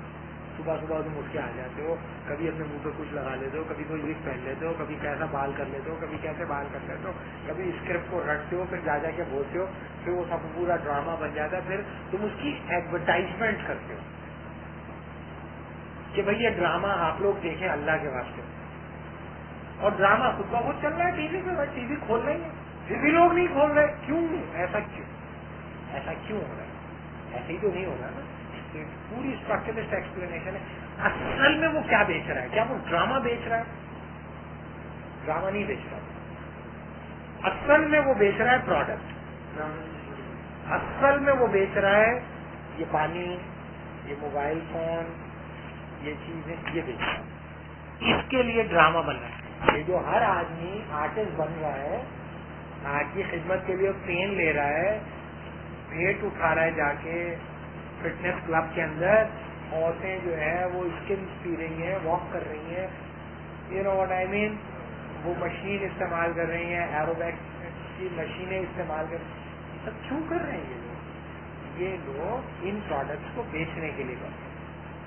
افسوسناک بات یہ ہے کہ یہ کہتے ہیں کہ ہم یہ کر رہے ہیں تمہاری خوشی کے لیے، تمہیں مزے دینے کے لیے. مجھے مزے دینے کے لیے وہ نہیں ہو رہا، اس لیے کہ وہ جو ڈرامہ چلے گا اسے ایک چینل خریدے گا، تو چینل اس کو پیسے دے گا. تو وہ دھندا ڈرامے کا دھندا کرنے والے کو تو مل گیا نا پیسے, وہ تو چلا گیا, وہ تو اب بھاڑ میں جائے, اس کا ڈرامہ چلے نہیں چل, اس کے جیب میں آگے پیسے. اب لیٹ میں فنش. اس کے بعد چینل نے پیسے اس کو کیوں دیے؟ چینل اپنے باپ کے پاس سے لے کے آیا وہ پیسے؟ چینل اپنے باپ کے پاس سے پیسے نہیں لے کے آیا, چینل لے کے آیا ان کمپنی سے, پرائیویٹ پراپرٹی اونرشپ والوں سے, جو کمرشل دیں گے اس ڈرامے کو. پہلے وہ اس کی کمرشل پوٹینشیل دیکھتے ہیں, پھر وہ ڈرامہ خریدتے ہیں. انہوں نے کمرشل والوں سے پیسے لے پکڑ, تو اس کا بھی پورا ہو گیا, وہ بھی نکل گیا. اب کمرشل والوں نے کیوں پیسے دیے؟ ان کو کیا تکلیف ہے؟ ان کو اس سے کیا لوگوں کو مزے آئے, لوگ انسانی جذبوں اور احساسات کو محسوس کریں, ان کے اندر گروتھ ہو, پھر وہ اچھے انسان بن جائیں. شیئر ہولڈر کا پیسہ لگا, اس کے پاس ایڈورٹائزنگ کی مد میں جو پیسہ وہ نکالتا ہے, وہ ایڈورٹائزنگ کی مد میں جو پیسہ اس نے نکالا ہے, وہ اس کی پرائسنگ کے اندر سے, اسی کاسٹ آف پروڈکشن کے اندر سے. تو یہ کاسٹ آف پروڈکشن کون پے کرتا ہے؟ یہ میں پے کرتا ہوں. تو یہ جو آرٹسٹ ہے, جو میرے ٹکڑوں پہ پل رہا ہے, مفت میں مجھے نہیں دکھا رہا وہ تماشے, مفت میں آ کے ٹی وی میں نہیں اچھل رہا ہوں, اس ایڈورٹائزنگ کی کاسٹ پہ ہے. ہمارے سلیم قدیر صاحب ابھی آئے تو مجھے دیر اس لیے بڑی اچھی بات ہے. وہ کہتے ہیں کہ بھائی جس چیز کا اشتہار آ جائے نا, خریدنا بند کرو. جس چیز کا اشتہار خریدنا بند کر دو. اگر تم ڈیمیج کرنا چاہتے ہو, فیصلہ کر لو جو چیز ٹی وی پہ آ جائے گی نا, کبھی نہیں خریدو. پالک کا اشتہار آتا ہے ٹی وی پہ؟ نہیں آتا, پالک خریدو. لیکن جیسے ہی وہ اسپینش بن کر ایک ڈبے کے اندر آ جائے, بند کر دیا. کیوں؟ اس لیے کہ اس کی کاسٹنگ آپ کے ٹی وی کے اندر آئی ہے. ٹی وی مفت میں نہیں مل رہا. میں آپ کو بتا رہا ہوں, یہ وقت آئے گا اسی زندگی کے اندر مفت میں ٹی وی آپ کو ملا کرے گا. ٹی وی مفت ملے گا. جیسے لنڈن کے اندر مفت آپ کو موبائل فون مفت ملتا ہے, سم کے ساتھ آپ کو فون ملتا ہے. لوگ سمجھو مفت میں دے دیا, سم نکال کے پھینک دوں گا, اس کو بھیج دوں گا, تو کوئی نہیں خریدے گا. کیوں؟ سب کو تو مل رہا ہے نا. ہاں ہاں ہاں. تو وہ کہتے ہیں میں کسی اور کو بھیج دوں گا. پاکستانیوں کو فوراً یہ خیال آتا ہے 2-3 دے دو. 2-3 ہمارے جب میں آ رہا تھا نا, تو جب میں جہاز میں بیٹھا تو اس نے کہا تو موبائل خریدے, وہ نہیں موبائل ملے پھینک رہے تھے پاکستان میں آ کے. تو پھر تو دماغ میں میرے آئی نہیں, میں پاکستان شریف ہوں. لیکن یہ کہ وہ لے آئے نا, وہ اتنا سوفسٹیکیٹڈ تھا کہ یہاں کے جو سسٹم تھے وہ کیا ہے, قابل ہی نہیں تھے اس کو آرٹیکولیٹ کرنے کو. اتنا کمپلیکیٹ. ان کا اب دے ہی رہا ہوں تو اچھا دے دیں, تو انہوں نے اچھے لے لیے, جو والی دے دیں. آج سیم لے لی, بہت ہی سوفسٹیکیٹڈ موبائل تھا. وہ ایک خاص قسم کی لنڈن بیسڈ کمپنی تھی جس کا بڑا خوبصورت بڑا بہترین موبائل تھا, لیکن وہ یہاں پہ فنکشن نہیں کرتا, تو وہ یہاں پر ایسے ہی وہ رکھا, ان کے گھر میں شوکیس میں رکھتی ہے. تو بھائی یہ آپ کو مفت میں ملتا ہے. تو یہ جو ڈرامہ اور یہ فلم بنانے میں سب مرے جا رہے ہیں, یہ ایسے ہی تو نہیں مر رہے نا, ایسے ہی تو نہیں ہو رہا. اب اس کے لیے جو ریکوائرڈ ٹیکنیکس ہیں, اس میں سائنٹیفک ایک رول ماڈل, سائنٹیفک ماڈلنگ ایک رول پلے کر رہی. اب اگر آپ کہیں کہ نہیں یہ تو انڈیپینڈنٹ ہے اس پورے ویلیو سسٹم سے, تو یہ ٹھیک بات نہیں ہے. تو اس پورے اسٹرکچر کے اندر فٹ ان ہے, اس سے وہی نتائج نکلیں گے جس نتائج کے لیے وہ آپ کو دیا گیا. ہاں آپ کچھ اور بھی کر لیں, جیسے آپ اپنے موبائل کے اندر اذان دیتے ہیں, بچے کے کان میں اذان دیتے ہیں. یعنی کہ میں کراچی میں بیٹھا ہوں, میرا بچہ اسلام آباد میں پیدا ہوا ہے, تو باپ میرے پہنچنے میں دیر ہو جائے گی, زیادہ دیر تک رہے گا, شیطان اس کے کان میں کوئی بدماشی, تو اذان میں دے دوں موبائل فون. ہاں نا, ہاں ایشو یہی ہے نا کہ آپ جس دنیا کے اندر ہیں, اس کے اندر جس پروسیس کے اندر جا رہا ہے, اس کے اندر آپ ریلیجن کو بھی استعمال کرتے ہیں, فلسفے کو بھی استعمال کرتے ہیں, سائنس کو بھی استعمال کرتے ہیں. تو یہ آپ نے کسی کہہ دیا کہ سائنس جو ہے وہ انڈیپینڈنٹ اسٹرکچر ہے. مذہب کو لوگ اختیار نہیں کر رہے. ابھی وہ خلیل صاحب آئے کہہ رہے تھے, میرے والد مجھ سے کہتے تھے جب میں پڑھ رہا تھا 74 میں, کہ بیٹا ایک دن اسلام جو ہے ملٹی ملینئر پروجیکٹ ہوگا. ایک وقت آئے گا کہ اسلام کو بنیاد بنا کے لوگ کروڑوں بنائیں گے اور بھول جائیں گے کہ مرنا ہے مجھے نہیں. اس لیے ابھی میرے سامنے پڑھ لو. جو ان کے انتظام کرتے تھے, جو اساتذہ کا جو پڑھاتے تھے ان کو, وہ کہتے تھے کہ بیٹا یہ تم اب ایسے لوگوں سے مقابلہ ہوگا جو اسلام کو استعمال کریں گے پیسے کمانے کے لیے. سب استعمال ہوتا ہے, ہر آدمی استعمال کرنا چاہتا ہے اپنی اپنی سطح کو. تو پہلی بات تو یہ سمجھ لیں کہ یہ جس اسٹرکچر کو پرزیوم کر رہے ہیں وہ ایک سائنٹیفک اسٹرکچر ماڈل ہے جس کے اندر وہ یہ سمجھتے ہیں کہ ایجنسی کوئی رول پلے نہیں کرتی, اسٹرکچر رول پلے کرتا ہے, اور جب اس اسٹرکچر میں تم چلے جاتے ہو تو اپنے پیمانے تم پر امپوز کرتا ہے. ابھی اگر اس کو کوئی کوشچن کرنا ہے کر لیں اور اب اس میں ہم آگے چلیں گے. اس کے بعد یہ جو ہے کہ حقیقت سائنس, ریئلٹی آف سائنس اور حقیقت ریئلٹی آف نالج کے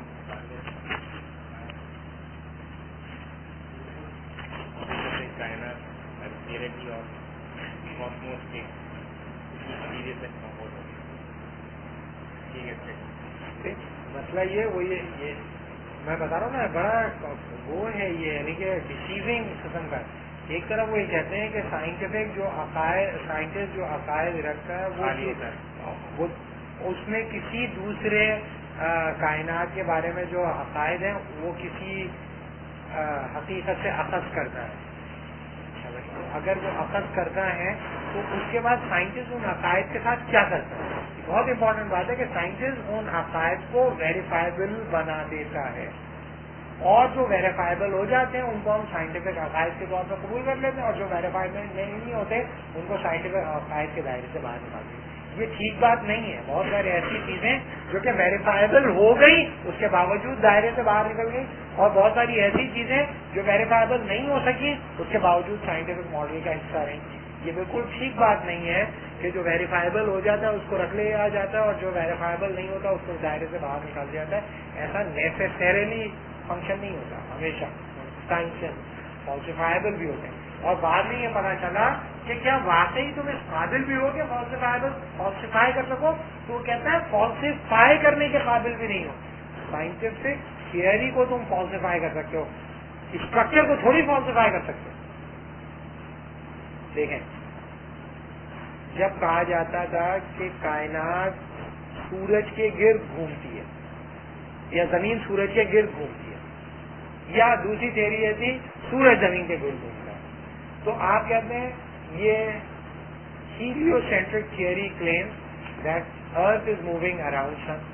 تو لیکٹوش آپ کو یہ بتائے گا اور کون آپ کو یہ بتائے گا کہ geocentric theory is not a theory, it is a complex structure and it presumes hundred and thousand of scientific theories. ایک تھیوری نہیں ہے یہ کہ زمین سورج کے چکر لگا رہی ہے, بلکہ یہ ہزاروں تھیوریز اپنے اندر پرزیوم کرتی ہے.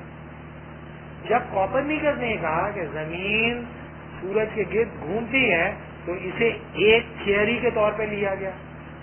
ٹھیک ہے, ایک تھیوری کے طور پہ انہوں نے کہا اچھا ثابت کرو اس تھیوری کو. ثابت کرنے کے لیے کیا انہوں نے کئی آرگیومنٹ اس کے سامنے رکھے. ایک آرگیومنٹ اس کے سامنے رکھا کہ انہوں نے ایک وہ لیا, اسفیئر بنایا, گولا بنا کے اس کے اوپر وہ کھڑے کر دیے پپیٹس, اور گولے کو یوں ہلایا تو وہ گر گئے. تو انہوں نے کہا اگر زمین اسپن کر رہی ہے تو ہم لوگ گرتے کیوں نہیں؟ ایک ہی اعتراض, زمین اگر اسپن کر رہی ہے اور گھوم رہی ہے تو لوگ گر کیوں نہیں رہے؟ زمین یوں ہو جاتی ہے نا, یوں ہو جاتی ہے, جب یوں ہو جاتی ہے تو گر جانا چاہیے نا, تو نیچے گر جائے. اچھا یہ تو نہیں گر رہی. دوسرا اعتراض انہوں نے یہ کیا کہ دیکھو کامن لے مین آبزرویشن یہ ہے کہ سورج نکلتا ہے ادھر سے اور ادھر غروب ہوتا ہے. تو اس زمانے میں جو گھڑیاں تھیں, دو طرح کی گھڑیاں ہوتی تھی, ایک تو وہ ہوتی تھی جو ہاں اور سینڈ والی ہوتی تھی, اور ایک ٹھنڈا کہ بھائی وہ بیچ میں آپ دائرہ کھینچ دیتے تھے اور بیچ میں وہ نیزا لگا دیتے تھے. نیزے کے جو فرق ہوتے جاتے تھے اس کے حساب سے آپ اس کی ڈائریکشن کا اندازہ کرتے ہیں. ابھی بھی اگر آپ جائیں انٹیریئر میں بلوچستان میں لوگ لگاتے ہیں اس کو, دیکھتے ہیں اسے خاص طور پہ بہت ساری، یعنی کہ ظہر کی نماز کا وقت ہوا ہے نہیں ہوا اس کو گھڑی سے نہیں دیکھے گا. اگر اس طرف نکل جائے تو بتائے گا اگر نیزے کے ڈبل ہو گیا ہے سایہ نیزے کے ڈبل ہو گیا ہے تو کہے گا کہ بھائی اب جو ہے ظہر کی نماز کا ختم ہو گیا وقت، اب عصر کا وقت شروع ہو گیا. تو ابھی تک کہ وہ یہ کرتے ہیں، ٹھیک ہے نا، یہ کرتے ہیں. تو اس کا کیا جواب ہے؟ اور تیسرا جو ڈیمیجنگ اعتراض تھا وہ یہ تھا کہ اس نے بنایا ٹاور، بہت اونچا ٹاور. اس ٹاور کے یہاں پہ فٹ بنایا اور یہاں سے ایک لوہے کا گولا انہوں نے پھینکا، فری فالنگ باب. اگر میٹل باب یہاں سے پھینکا گیا ہے اور زمین حرکت کر رہی ہے تو زمین کو ٹوسٹ کر جانا چاہیے اور گولا فٹ میں گرنے کے بجائے یا تو یہاں گرنا چاہیے یہاں گرنا چاہیے، لیکن گولا فٹ پہ ہی گرتا تھا. اس کی کیا ایکسپلینیشن؟ کوپرنیکس کم از کم اس سوال کا جواب نہیں دے سکا، فٹ ٹاور کا جواب نہیں دے سکا. کیوں نہیں دے سکا؟ اس لیے نہیں دے سکا کہ کوپرنیکس کو نہیں پتا تھا لا آف گریویٹیشن کا، کوپرنیکس کو لا آف انرشیا کا بھی نہیں پتا تھا، کوپرنیکس کو لاز آف آپٹکس کا بھی نہیں پتا، کوپرنیکس کو بے شمار لاز نہیں پتا تھے. نتیجہ یہ وہ جواب نہیں دے سکا. جب وہ جواب نہیں دے سکا تو اس کو سزائے موت ہوگی، لٹکا دی. تو اس کا مطلب ہے کہ بظاہر ٹولمی کے مقابلے پہ کوپرنیکس کا ماڈل فالسیفائی ہو گیا. لیکٹوس کہتا ہے تھیوری فالسیفائی نہیں ہوئی تھی، کیونکہ تھیوری جس چیز کو تم سمجھ رہے تھے وہ تھیوری تھی نہیں، وہ تو کمپلیکس اسٹرکچر تھا، سینکڑوں تھیوریز کا مجموعہ تھا. تم نے تو صرف اس بات کو ایکسپلین کی، اس سے ایکسپلینیشن مانگی کہ وہ باب زمین پہ کیوں گرتا ہے. اس کا جواب جیو سینٹرک تھیوری تھوڑی دے گی، اس کا جواب تو لا آف انرشیا دے گا. اسے پتہ ہی نہیں تھا لا آف انرشیا. تو اگر تم کہو کہ باب اپنے فٹ پہ گر رہا ہے لہٰذا جیو سینٹرک تھیوری غلط ہے، تو تم نے غلط طریقے سے تھیوری کو انٹرپریٹ کیا. تم نے جس چیز کو اسٹرکچر تھا اس کو تم نے تھیوری سمجھ لیا، اور جو تھیوری تھی اس کو تم نے اسٹرکچر سمجھا اور اس کی بنیاد پر ریجیکٹ کر دیا. تو وہ یہ کہتا ہے کہ نہ تو تم تھیوری کو ویریفائی کر سکتے ہو نہ تھیوری کو فالسیفائی کر سکتے ہو. تھیوری فالسیفائی بھی نہیں ہوتی، ویریفائی بھی نہیں ہوتی، تو ریلیٹیوٹی ہے نا بھائی اس میں مسئلہ میں شدید قسم کی. تو وہ جو تیسری پوزیشن ہے کہ بھائی اسٹرکچر آف ریالٹی فکس ہے یا اسٹرکچر آف مائنڈ فکس ہے یا دونوں ہی فکس نہیں ہے. اگر دونوں ہی فکس نہیں ہے تو پھر آپ کیسے یہ کہہ سکتے ہیں کہ الٹیمیٹلی یہ سائنٹیفک تھیوری ورک کرے گی یا نہیں کرے گی، سوائے اس کے کہ وہ پازیٹیو کانسیکوینس دے گی. نہیں، اس میں جو مطلب میں آئے گی کہ حقیقت سائنس ہے، reality of science, reality of science کیا ہے، ریئلٹی آف حقیقت علم، ریئلٹی آف نالج وہ کیا ہے، اور حقیقت کائنات ہے، ریئلٹی آف کاسموس یہ کیا ہے. مسئلہ یہ ہے کہ آپ کا جو بھی حقیقت کو پرکھنے کا پیمانہ ہے اس کے اوپر جو چیز پوری اترے گی اسے آپ حقیقت مان لیں گے، جس سے جو اس سے پوری نہیں اترے گی اسے آپ حقیقت نہیں مانیں گے. مثال کے طور پہ آپ یہ کہتے ہیں کہ علم میں صرف اس چیز کو مانوں گا جو کہ حواس خمسہ کی بنیاد پر یا سینس ایکسپیرئنس کی بنیاد پر ویریفائبل ہے. ٹھیک ہے. اب حواس خمسہ آپ کے کیسے ہیں؟ حواس خمسہ آپ کے 5 ہیں. دیکھنے کی صلاحیت ہے، سننے کی صلاحیت ہے، سونگنے کی صلاحیت ہے. یہ 3 سینسز الگ ہیں، اور چھونے اور چکھنے کی صلاحیت، یہ 2 سینسز الگ ہیں. جو شروع کے 3 ہیں، دیکھنے، سننے اور اسمیل کرنے کی صلاحیت، یہ فزیکل کانٹیکٹ آف ریالٹی کو پرزیوم نہیں کرتے. You do not need physical contact with external reality in order to have these 3 senses. یعنی کہ اس چیز کو دیکھنے کے لیے مجھے چھونے کی ضرورت نہیں ہے نا، بغیر چھوئے میں اسے جان رہا ہوں، بغیر اس کو چھوئے میں اسے سن سکتا ہوں، اور بغیر چھوئے میں اسے اسمیل کر سکتا ہوں. تو یہ جو 3 سینسز ہوتے ہیں یہ فاصلے سے آپ کو علم فراہم کرتے ہیں. کیونکہ فاصلے سے علم فراہم کرتے ہیں اس لیے بعض اوقات آپ ایسی چیزیں دیکھ لیتے ہیں جو کہ حقیقی دنیا میں وجود نہیں رکھتی. مثلا شراب دیکھتے ہیں، صحرا میں پانی نظر آتا ہے، اور پرفیکٹ معراج جب ہوتا ہے تو اتنا پرفیکٹ ہوتا ہے کہ اگر اس کے قریب کوئی درخت ہے تو درخت کا اس میں سایہ بھی پڑتا ہوا دکھائی دیتا ہے، اتنا پرفیکٹ ہوتا ہے. تو جو آدمی صحرا میں نہیں گیا مر جائے گا، وہ باہر نہیں نکل سکتا سائٹ پر اگر وہ بیس کرتا ہے. تو آپ ایک ایسی چیز کو دیکھ رہے ہیں جو کہ ایگزسٹ نہیں کرتی. آپ بہت ساری چیزیں ایسی سن سکتے ہیں جو کہ وجود نہیں رہتی، آپ بہت ساری چیزیں ایسی اسمیل کرتے ہیں جو وجود نہیں رہتی. تو ریالٹی کا پیمانہ کیا آنکھ بنے گی؟ کیا ریالٹی کا پیمانہ کان بنیں گے؟ کیا ریالٹی کا پیمانہ ناک بنے گی؟ نہیں بنے گی. بلکہ پریکٹیکلی جو چیز بنتی ہے وہ سینس آف ٹچ بنتا ہے. یعنی کہ جس چیز کو آپ چھو نہیں پاتے اسے آپ کہہ دیتے ہیں کہ یہ ان ریئل. مثلاً ایک کمپیوٹر اینیمیٹڈ 3 ڈائمینشنل ہولوگرام یہاں پر ہو، ٹھیک ہے، ادھر بیٹھا ہوا ہو، اسے میں چھو سکتا ہوں، اسے میں چھو نہیں سکتا، تو میں کہوں گا یہ ریئل ہے، یہ ورچوئل ہے. تو ریالٹی اور ورچوئل ریالٹی میں نے جو پیمانہ بنایا وہ کیا بنایا؟ سینس آف ٹچ نا، سینس آف ٹچ. لیکن اگر میں پیرالائزڈ ہوں پھر گیا نا میرا تصور ریالٹی، پیرالائز ہو گیا. اب کیا کروں میں؟ صرف دیکھ سکتا ہوں. دیکھنے کی بنیاد پہ تو میں یہ طے نہیں کر سکتا کہ ریئل کون سا اور ورچوئل کون سا ہے. بات سمجھا رہی ہے؟ تو آپ کا تصور حقیقت لمٹ ہو گیا آپ کے تصور علمیت سے. کیوں؟ کیونکہ ہر تصور علمیت آپ کو ایک پیمانہ حقیقت فراہم کرے گا. اس تصور حقیقت پر وہ پوری چیز اتر رہی ہے اسے آپ حقیقت مان لو گے، جو پوری نہیں اتر رہی اسے غیر حقیقی کر دو. لیکن اگر ایک ریشنلسٹ ہو تو وہ کہے گا اگر میں کسی چیز کو چھو بھی رہا ہوں تب بھی میں ماننے پہ تیار نہیں ہوں کہ یہ ریشنل ہی ہے یا نہیں. جو چیز ریشنل ہوگی اسے میں ماننے پہ تیار ہوں، اس کا پیمانہ کچھ اور ہو جائے گا. تو حقیقت کے بارے میں یہ کہنا کہ حقیقت ان اٹ سیلف انڈیپینڈنٹ ہے اس تصور علمیت سے اور انڈیپینڈنٹ ہے اس سورس آف نالج سے جسے آپ حقیقت تک پہنچنے کا ذریعہ بنا رہے ہیں.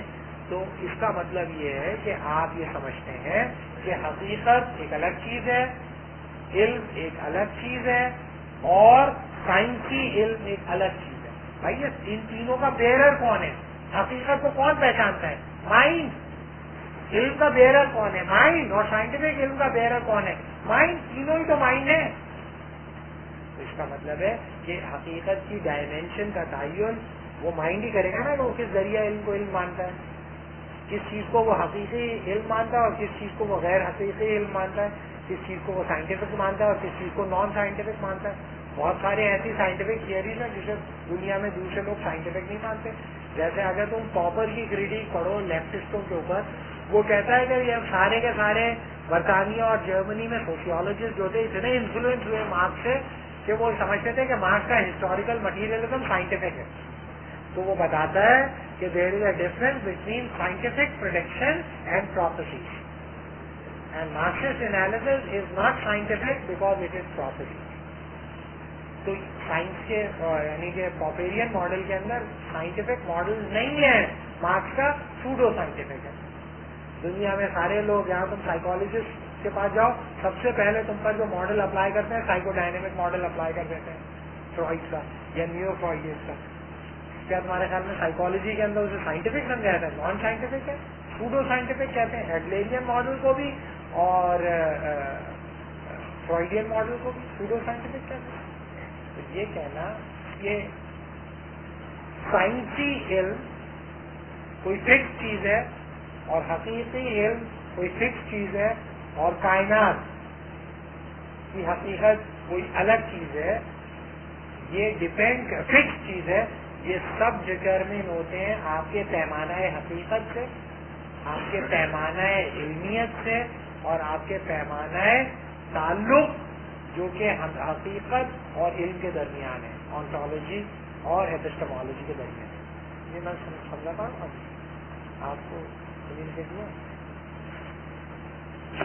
کوئی کوشچن کرنا ہے تو علم کا مذاق اڑاتے ہیں بھائی. صوفیہ کا جو ٹریڈیشن ہے وہ کہتے ہیں کہ اب ہم اپنے کرامات کے بارے میں عوام کو نہیں بتاتے.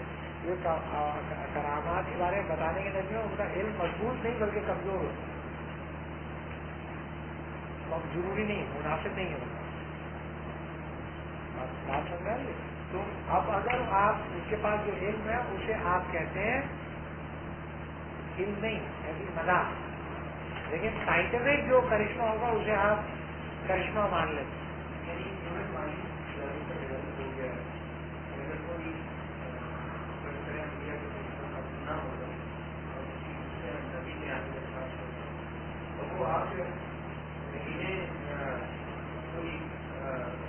موجہ دکھانا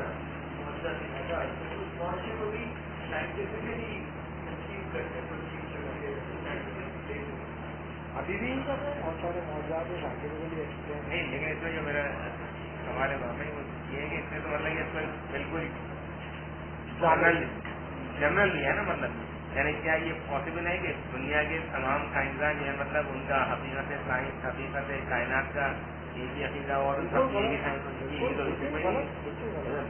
فزیکل اسٹیٹمنٹ ہے، بالکل میٹا فزیکل اسٹیٹمنٹ ہر آدمی کا کاسموس کا عقیدہ الگ ہے، ہر اور وہ اپنی میٹافزکس سے آئے گا، مطلب حقیقت کا جو آئیڈیا ہے وہ سب کے بعد مختلف ہے. کیونکہ ان کا انالیسس اسٹرکچرسٹ ہے اور یہ کہتے ہیں کہ سائنٹیفک اسٹرکچر کے اندر آنے کے بعد آپ کو اپنے مابعث الطبیعاتی مفروضات کو سسپینڈ کر سائنٹیفک مفروضے کو اختیار کرنا پڑتا ہے. اور کون سا سائنٹیفک مفروضہ اختیار کرنا پڑتا ہے؟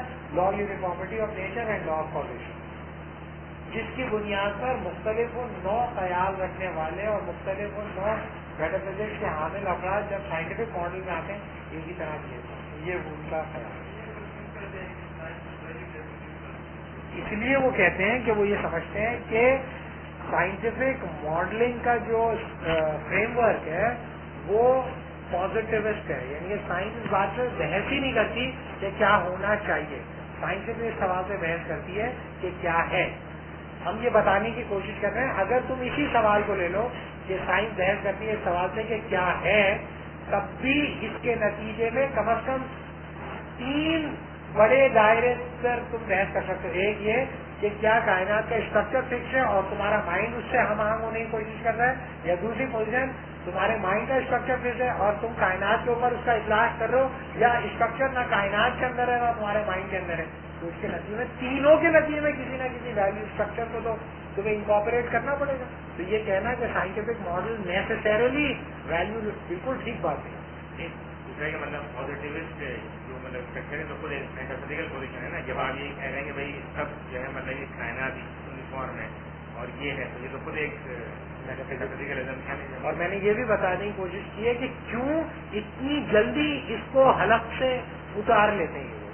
مجبوری ہے وہ ولیم پیلے کا ڈیزائن آرگومنٹ جو بہت سارے ہمارے اسلامی مفکرین نے بھی مذہبی مفکرین نے بھی استعمال کر لیے ہیں، وہ ڈیزائن آرگومنٹ سے انفلوئنس ہو جاتے ہیں. وہ کہتے ہیں یہ تو ہمارے فقہا نے بھی لکھ دیا ہے تو یہ بھی ہے، تو ایک ہی بات ہے، تو سائنس کا مفروضہ بھی یہی ہے، تو پھر اس سے تو یہ پتہ چل گیا کہ کائنات کو خدا نے اسٹرکچر کیا ہے. تو جیسے جیسے سائنس کے میدان میں تم ترقی کرتے آ جاؤ اس ڈیزائنر کو پہچاننے کے زیادہ زیادہ امکانات ہو جائیں گے. کیونکہ خدا ہے ہم لوگوں کو تو پتہ ہی ہے ماشاءاللہ، ہم لوگ تو وہاں پہنچ ہی جائیں گے، یہ بھی وہیں پہنچ جائیں گے. ساتوں آسمائے گردش میں ہو کے رہے گا کچھ نہ کچھ. دوسری اس میں دلیل یہ کہ بھائی یہ جو مطلب میٹافزیکل پوزیشن جو بیان کر رہے ہیں وغیرہ وہ اس لیے ٹھیک ہے کہ اس کی آج تک تردید. ہاں یہ بالکل جھوٹی بات ہے نا. مطلب یہ تو جس لڑکے نے سیکنڈ ایئر کی فزکس بھی پڑھی ہے، سیکنڈ ایئر کی فزکس کی کتاب تم کو ڈالو تو تمہیں پتہ چلے کتنی سائنٹیفک جو ہے تھیوریز جو ہے وہ ریفیوٹ ہوتی چلی گئی. اس ریفیوٹیشن کو تم سائنس کی اسٹرینتھ بتا کے پیش کرتے ہو. یہ دیکھیں سفر جو تھا وہ آگے بڑھتا جا رہا ہے، اور ریلیجن کی بات اگر ریفیوٹ ہو جاتی ہے تو کہتے ہیں وہ سفر ریٹارڈیشن ختم ہوتا چلا جاتا ہے. تو آپ کے ایمان کی بات ہے نا کہ آپ قریب ہو رہے ہیں اس چیز کے جو آپ سمجھ رہے ہیں. اصل وہ اس سوال کی طرف اگر آئے جو شروع میں ڈسکشن کر رہے تھے، یعنی یہ جیسے کہ آثر کے بارے میں یہ کہنا کہ سائنس کے کچھ اعتقادات ہوتے ہیں، for example law of uniformity وغیرہ، ان کو ایکسپٹ کرنے کے نتیجے میں بھی سائنس کی اپنی پوزیشن ٹھیک نہیں ہوتی. اصل مسئلہ یہ ہے، دیکھو نا اس کو ہم فٹ ہی نہیں کرتے. اب مسئلہ یہ ہے کہ اس کے نتیجے میں آپ اس کو اسٹرینتھ کرتے ہیں کہ سائنس اعتقادات کو ویریفائی کرنے کی مستقل اور مسلسل جد و جہد ہے. اس کے نتیجے میں ایک خاص قسم کا آپ ریلیجیس کانشیسنیس پیدا کر دیتے ہیں کہ سائنٹیفک تحقیق دراصل کس قسم کی تحقیق ہے؟ خدائی کا. کیوں؟ کیونکہ اس trial and error, hit and trial کے میتھڈ کے نتیجے میں تم کیا ہے حقیقت مطلق تک پہنچے اور ویریفائی کرنے کی کوشش کرو گے کہ، اور جب ویریفائی ہو جائے وہ لوگ ابھی ماشاء اللہ بالکل چلو سب مسلمان ہو گئے سب تو بالکل. اور یہ تو ابھی چھٹے پارے کے اندر بھی ہے اور 30वें पारे के अंदर भी है कि प्रॉफिट से कहा है कि इनके ऊपर अगर आप यहूदियों के जैसा कि 6ठे पारे में या लंजी वाली जो सूरत है उसके अंदर है कि हुजूर सल्लल्लाहु अलैहि वसल्लम दिल में ख्याल है कि ये जो अहले किताब है इनके लिए अगर कोई मौजज़ा ऐसा आ जाए तो जो है ये सब तो बहुत सारी चीजें तो मानते ही हैं, बिल्कुल मानते, तो फिर उसमें तरतीब से आयात है, वो ये कहती है कि इनके ऊपर हमने तूर खड़ा कर दिया था फिर भी नहीं मानेंगे, खड़ा कर दिया तूर इनके ऊपर, पानी फाड़ दिया फिर भी नहीं मानेंगे, नहीं बदमाश है। तो ये कहना है कि अगर वेरीफाई हो जाए तो लोग कंफर्म हो जाए, वो भाई खुदा ने खड़ा कर दिया ना उनके सर के ऊपर पहाड़, नहीं हुआ फिर भी, और बाद लोगों ने कुछ नहीं देखा, उनके 4 टुकड़े हो गए लेकिन वो पीछे नहीं हटे, रिट्रीट नहीं किया, और ऐसी तरबियत कर गए थे कि माँ को जब पता चला बेटे के 4 टुकड़े हो गए तो 4 टुकड़े उठा के ले गई अपनी बेटे की, कुछ भी नहीं हुआ बगैर देखे। इम्पोर्टेंट बात ये है कि ये तो ये आप कहेंगे नहीं देखो यार इसका ईमान थोड़ा निचली सतह का, इसको मैं साइंटिफिक प्रूफ के जरिए ये करते कुरान तो हाँ कुरान से तो ये बात साबित होती है कि जब भी ये मतलब औरतें के जरिए आवाज को जो मुखातिब किया गया यानी साइंटिफिक आर्गूमेंट दिया गया तो किसी ने भी कबूल नहीं किया। आप देखिए ना सामरिक गिर गया ना संजय में ऐसा देख के, उसके बाद क्या किया उसने, वहीं से जाते हुए ही मिट्टी उठा के ले गया और जैसे ही दूर पे गया पहाड़ बछड़े में डाल दी। और कुछ ये कह रहा था रस्ते में 12 कबीले हमारे 12 रस्ते बना और फिर हम एक दूसरे को देख करके खिड़कियां बना, उसमें भी इसका मेन कंट्री।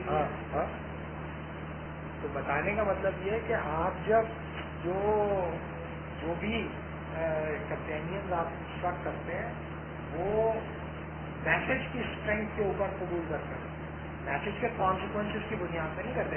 आप मुझे बता दें 10 में से 6 शहीद हुए, अशरा मुबशरा 6 सहाबा शहीद हुए, अब्दुल अबैदा बिन जर्रा प्लेग से इंतकाल हुआ, मतलब 7। तो मतलब ये कि ये रिप्लाई कर लेना कि इसमें फॉलो करने के बाद बड़े बेहतरीन कॉन्सिक्वेंसेस पैदा होते हैं, जो ठीक बात है। कॉन्सिक्वेंसेस बुनियादों पर तो आप फलसफे में भी जब अपना आर्गूमेंट देते हैं ना कि भाई मेरा आर्गूमेंट तुम इसलिए मान लो जिसके कॉन्सिक्वेंसेस बहुत पॉजिटिव है, सबसे इंफीरियर चेन ऑफ आर्गूमेंट समझी जाती है फलसफे की दुनिया में। कि अगर कोई आपसे कह दे ना your philosophical argument is consequential, it is just like बिल्कुल गाली की तरह है। क्यों कहेगा निचली सतह की बात कर रहा है कि मेरी बात क्यों मान लो, क्योंकि नताइज प्रोड्यूस कर रहा है। सबसे ज्यादा मतून और मलून जो फलसफा होता है प्रैग्मेटिज्म होता है क्योंकि कॉन्सिक्वेंस बेस्ड है, लेकिन सबसे ज्यादा इस्तेमाल होता है। अब आगे भी सबसे ज्यादा इस्तेमाल होता है इसलिए ये सबसे ज्यादा बेहतर है, तो फलसफे की दुनिया में भी उसकी कोई हैसियत नहीं, जो उसे इस्तेमाल कर लेते हैं वो भी नहीं करते। अच्छा, इसी तरीके से इनका ये जो स्टेटमेंट है कि यानी साइंस की ये जो लॉ है यूनिफॉर्मिटी है, ये लॉ ऑफ कॉन्ट्रेडिक्शन है, ये दुरुस्त इसलिए क्योंकि ये लॉ तो अभी तक गलत है, मतलब आपको जो ऐसी चीज नहीं है जैसे लॉ ऑफ यूनिफॉर्मिटी अलग हो गया, लिहाजा इस वजह से ये ठीक है। ऐसा नहीं है कि law of uniformity of nature का टेस्ट नहीं हुआ है। रिलेटिविस्ट तो ये कहते हैं कि law of uniformity of nature, uniformity of nature का मतलब क्या है कि कुछ नेचर की कुछ चीजों को आप एब्सोल्यूट मानेंगे ना, यही होगा ना। कुछ चीजों को तो आपको एब्सोल्यूट मानना है, जैसे न्यूटोनियन फिजिक्स मास को एब्सोल्यूट मान लेगी, है ना, या कांस्टेंट मानी, जैसे आइंस्टाइन जो है वो स्पीड ऑफ लाइट को कांस्टेंट मान लेता है, you know what I mean. तो आपने मान लिया, मान के उसकी बुनियाद पर आप डेवलप करेंगे। तो ये कहना कि हर सूरत के अंदर law of uniformity of nature work करता है, ऐसा हर जगह पे तो नहीं वर्क करता, बहुत जगहों पे नहीं भी करता। आप कई लॉज को मिलाकर एक नई चीज डेवलप करना है, लॉ ऑफ थर्मोडायनेमिक्स जो है, second law of thermodynamics nature से कहाँ से अखज किया आपने एक वर्ल्ड कंस्ट्रक्ट की जिसके अंदर आपने मशीन्स के अंदर एनर्जी यानी कि काम आपने किया तो हायर एनर्जी लेवल से लोअर एनर्जी लेवल की तरफ जाने को, या लोअर एनर्जी लेवल से हायर एनर्जी लेवल की तरफ मूव करने शुरू कर दिया एनर्जी ने, लेकिन जब आपने उसके ऊपर काम किया तो ये तो यूनिफॉर्मिटी ऑफ नेचर के वायलेट कर रहा है ना। کہ انرجی ہائر انرجی لیول سے لوور انرجی لیول. تو آپ نے جو انڈسٹریل کمپلیکس بنایا ہے وہ تو ایک دوسری قسم کی آپ کو پاسبلٹی بتا رہا ہے. اس طرح 1000 ایگزامپل دی جا سکتی ہیں جس کے اندر آپ یہ بتائیں کہ جو اسٹیبلشڈ ہے اگر یہ فکسڈ ہے ایسا نہیں ہو سکتا تو اب کیوں ہو گیا. until and unless some external force acts upon it, law of inertia ہے کہ if a thing is in motion it will remain in motion, if it is at rest it will remain until and unless an external force acts upon it. اگر act کر رہی ہے تو اس کا مطلب ہے یونیفارمٹی کے اندر آپ ایک خاص قسم کی تبدیلی کر سکتے ہیں. اب جو سائنٹیفک ورلڈ کمپلیکس آپ نے ڈیولپ کر لیا اس میں کب کس نے کس چیز کو افیکٹ کر دیا ہے اس کی بنیاد پہ آپ کیا کوئی کوہرنٹ ویو بنا سکتے ہیں آپ کہ یہ جو اس پوری دنیا کے اندر جو کاز اور افیکٹ کا ریلیشن شپ ہے وہ اسی طرح ہے جو آج سے 500 سال پہلے تھا. اس وقت کیا اتنا ہی کاربن پروڈیوس ہو رہا تھا انوائرمنٹ کے اندر, کیا اتنا ہی. اب آپ سے کوئی اگر یہ کہے کہ میں نیچر کو بھائی نیچر تو وہ رہی نہیں نا جیسے تم نیچر کہتے تھے. تم نے تو پولوشن کریٹ کر دیا, تم نے اوزون لیئر ڈسٹرب کر دی, تم نے جو ہے سمندروں کے اندر وہ کر دیا, تم نے پورا ایکو سسٹم چینج کر دیا. اب تم کہہ رہے ہو law of uniformity of nature work کری. اٹ از ریڈیکولس, بالکل احمقانہ بات ہے. کہاں ورک کرتا ہے؟ یعنی کہ آپ کیا سمجھتے ہیں کہ یہ جو اب سائنٹسٹ نیو یارک میں بیٹھ کے نیو یارک کے حوالے کو سامنے رکھ کے جو کام کر رہا ہے وہ کیا یونیفارمٹی آف نیچر کی بنیاد پہ کام کر رہا ہوتا ہے؟ ایک آرٹیفیشل ورلڈ کنسٹرکٹ کر لی ہے, اس آرٹیفیشل ورلڈ کے اندر مختلف قسم کے میکینزم ہے, مختلف قسم کے فریم ورکس کام کر رہے ہیں. مجھے کیا پتا کہ یہ جو ہم موبائل فون استعمال کر رہے ہیں اس کے نتیجے میں جو الیکٹرو میگنیٹک فورس ڈیولپ ہو رہی ہیں, پاس آن کر رہی ہیں ہمارے جسم سے, گزر رہی ہیں, کیا کیا کر رہی ہیں, اس کے نتیجے میں کیا کیا پیدا ہو رہا ہے, میرے ساتھ کیا کیا بیماریوں نے تمہارے کیا نیچر پروڈیوس کر رہی ہے یہ سب کچھ. اور ان کو کیور کرنے کا طریقہ نیچر بتائے گی کیا؟ آپ اگر اس سائنٹیفک انڈسٹریل کمپلیکس کے میکینزم کو نہیں سمجھتے کبھی آپ نہیں کر سکتے. صرف اس بات کو لا آف یونیفارمٹی آف نیچر کو سامنے رکھ کر آپ انڈرسٹینڈ کر لیں گے. تو وہ کیوں آپ کے لیے درد کی دوا کیوں آتی ہے ویسٹرن فارماسیوٹیکل انڈسٹریز سے؟ اس لیے آتی ہے کہ وہ درد انہوں نے تو پیدا کیا ہے, وہیں سے تو پیدا ہوا ہے, وہیں سے حل بھی آئے گا. اب وہاں سے حل آتا ہے کہتے دیکھو وہ انہوں نے حل دے دیا. وہ بھائی درد بھی تو انہوں نے دیا تھا. وہ مالکم ایکس کہتا تھا, اس سے کہا کہ بھائی there are lot of disease in Africa. تو مالکم ایکس کہا the only disease in Africa is the disease of white man. White man is a disease, they brought disease in Africa. Livingstone جو تھا نا, نام سنا ہوگا نا, Livingstone ایک ڈاکٹر تھا بیچارا, برطانوی ڈاکٹر تھا اور کرسچن تھا. تو کہتا تھا یہ کالے ادھر ادھر گھومتے رہتے ہیں, یہ وہ ان کا علاج کروں گا. اور جو جہاں بھی علاج کرتا تھا, کالوں کا علاج کرتا تھا, ان کو کرسچینٹی کی تعلیم بھی دیتا تھا اور وہاں ایک جھنڈا لگا دیتا تھا برطانیہ کا. تو وہ جھنڈا لگا دیتا تھا. وہ کالوں کیا پتا, وہ کہتے ہیں بولا اچھا یہ تو ماشاء اللہ ہل رہا ہے, یہ وہ خوبصورت لگ رہا ہے, یہ وہ ویسے بھی رنگ من کو پسند کرتے تھے. وہ سمجھتے جائے وہ پورا علاقہ قبضہ کر دیا, پورا سینکڑوں میل اس طرح پتا کر لیا. صرف دوائیں کھلا کے لائی کالوں کو مجھے پتا ہی نہیں کیا ہو رہا ہے ان ہے. تو امپورٹنٹ بات یہ ہے کہ وہ لیونگسٹن نیکی میں کر رہا تھا کہ میں کیا کیوں کر رہا ہوں, ان کو بچا رہا ہوں جہنم کی آنکھ سے, یہ وہ جنت میں جائیں گے انشاءاللہ. اور یہ کہ برطانیہ میں بھی چلے جائیں گے تو ان کا فائدہ بھی ہے. ان کو کوکیز نہیں پتا کوکیز کیا ہوتے ہیں, تو وہ بچوں کو کوکیز کھلاتا تھا, بسکٹ. تو کوکی مین کہتے تھے, سکھا دیا تھا اس نے بہت سارے گاؤں کے بچوں کو کوکی مین.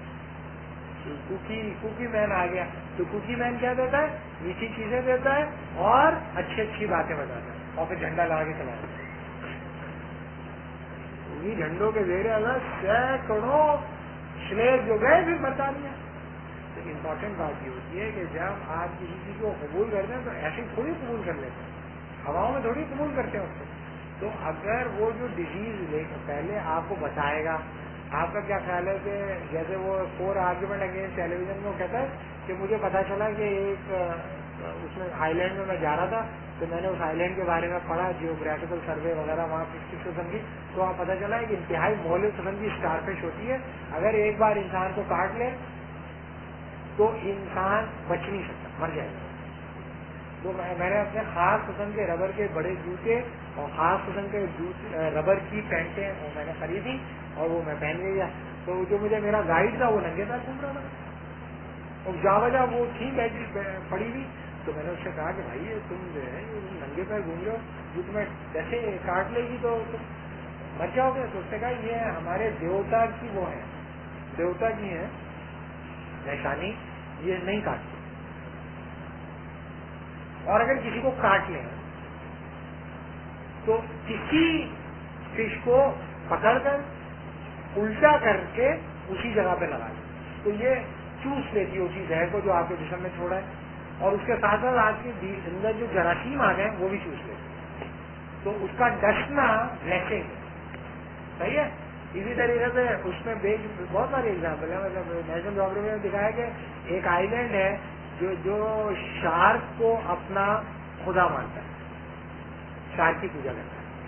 تو ایک دن انہوں نے ایسا رکھا ہے میرے خیال میں پیر یا بدھ کا دن, وینسڈے یا منڈے, جس دن وہ فشنگ نہیں کرتے, اور جس دن وہ فشنگ نہیں کریں گے تو وہ فشز کو کھاتا ہے, وہ شارک کھا جاتی ہیں.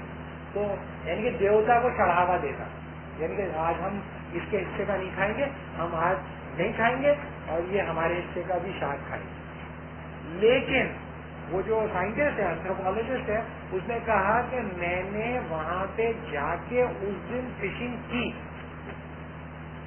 تو جب آپ فش کرتے ہیں, ہک کرتے ہیں, اور جب تک وہ اوپر کھینچتے ہیں وہ کھا جاتی ہے, شارک اس کو کھا جاتی ہے. ٹھیک ہے. اور اس دن کے علاوہ آپ ہک کریں تو نہیں کھاتی. وہ کہہ رہا ہے میں 3 مہینے وہاں رہا اور کنسسٹینٹلی میں یہ کرتا رہا. شارک اگر کسی آدمی کو, یعنی کہ وہ لوگ سیپیاں نکالتے ہیں زمین سے, گونگے نکالتے ہیں اندر جا کے انڈر واٹر, تو کبھی شارک نے حملہ نہیں کیا. اور اگر کسی پہ شارک حملہ کر دے, یعنی کہ ریف شارک جو اگر حملہ کر دے, تو اس کا مطلب ہے وہ گناہ گار اور بد کردار اور بدماش آدمی ہے, سزا کے طور پر اس پہ حملہ کیا.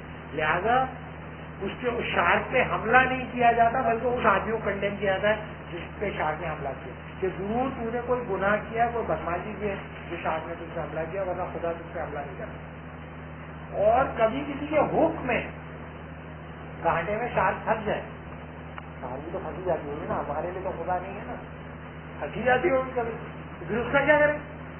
خدا نے اپنے آپ کو سپرد کیا ہے, اس کو پورا قبیلہ کہتا ہے اور عزت کی نگاہ سے دیکھتا ہے, تو خدا نے اپنے آپ کو اس کے حوالے کر دیا. تو لہٰذا وہ اب تبرکن سب استعمال کریں گے اور اس کی معاشرتی قدر بڑھ جائے گی.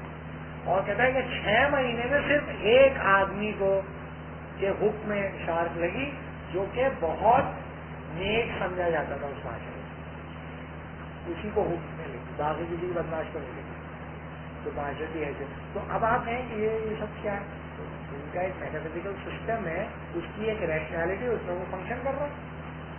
اب آپ یہ کہیں کہ دیکھو حقیقت کا ایک ہی تصور ہے اور وہ سائنٹیفکلی ڈیولپڈ ہے, تو اس کی بنیاد پر آپ یہ سمجھیں کہ دوسرے لوگ اس کو انڈرسٹینڈ نہیں کر سکتے, تو ٹھیک بات نہیں.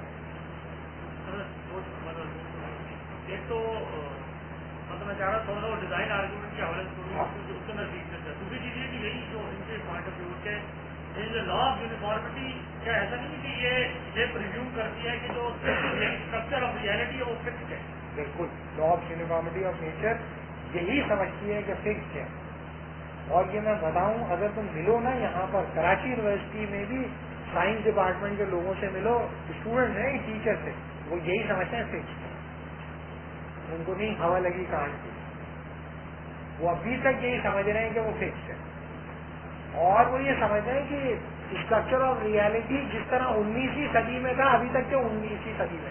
میں ایگزامپل دیتا ہوں, ایک خاص قسم کی ڈائجسٹو پرابلم ہے جو ان لوگوں میں زیادہ دیکھی گئی جو ایئر ٹریولنگ زیادہ کرتے ہیں. ایئر ٹریولنگ زیادہ کرنے والوں کو وہ ڈائجسٹو پرابلم ہوتی ہے, چھوٹی آنت میں, بڑی آنت میں اور اسٹمک میں. کیوں؟ کیا یہ ممکن ہے کہ تم نہ ہوا میں ہو اور نہ زمین میں اور تمہارا ڈائجسٹو سسٹم کام کرے؟ نہیں شداد نے یہی کہا تھا نا کہ میری روح اس وقت کھیلنا نہ میں جب زمین میں ہوں نہ آسمان میں، تو خدا نے گھوڑے سے اترتے وقت کھینچ لیے کو، تو گھوڑے کے پیر زمین پہ تھے اور اس کے پیر نہ زمین میں تھے نہ آسمان میں تھے، تو زمین سے تو جڑا ہوا ہے. یعنی کہ اگر تم گھوڑے پہ بھی ہو تو زمین سے تو تعلق ہے نا کسی نہ کسی طرح، لیکن اگر تم جہاز پہ بیٹھے ہو تو اب تمہارے اور زمین کے بیچ میں کچھ نہیں ہے.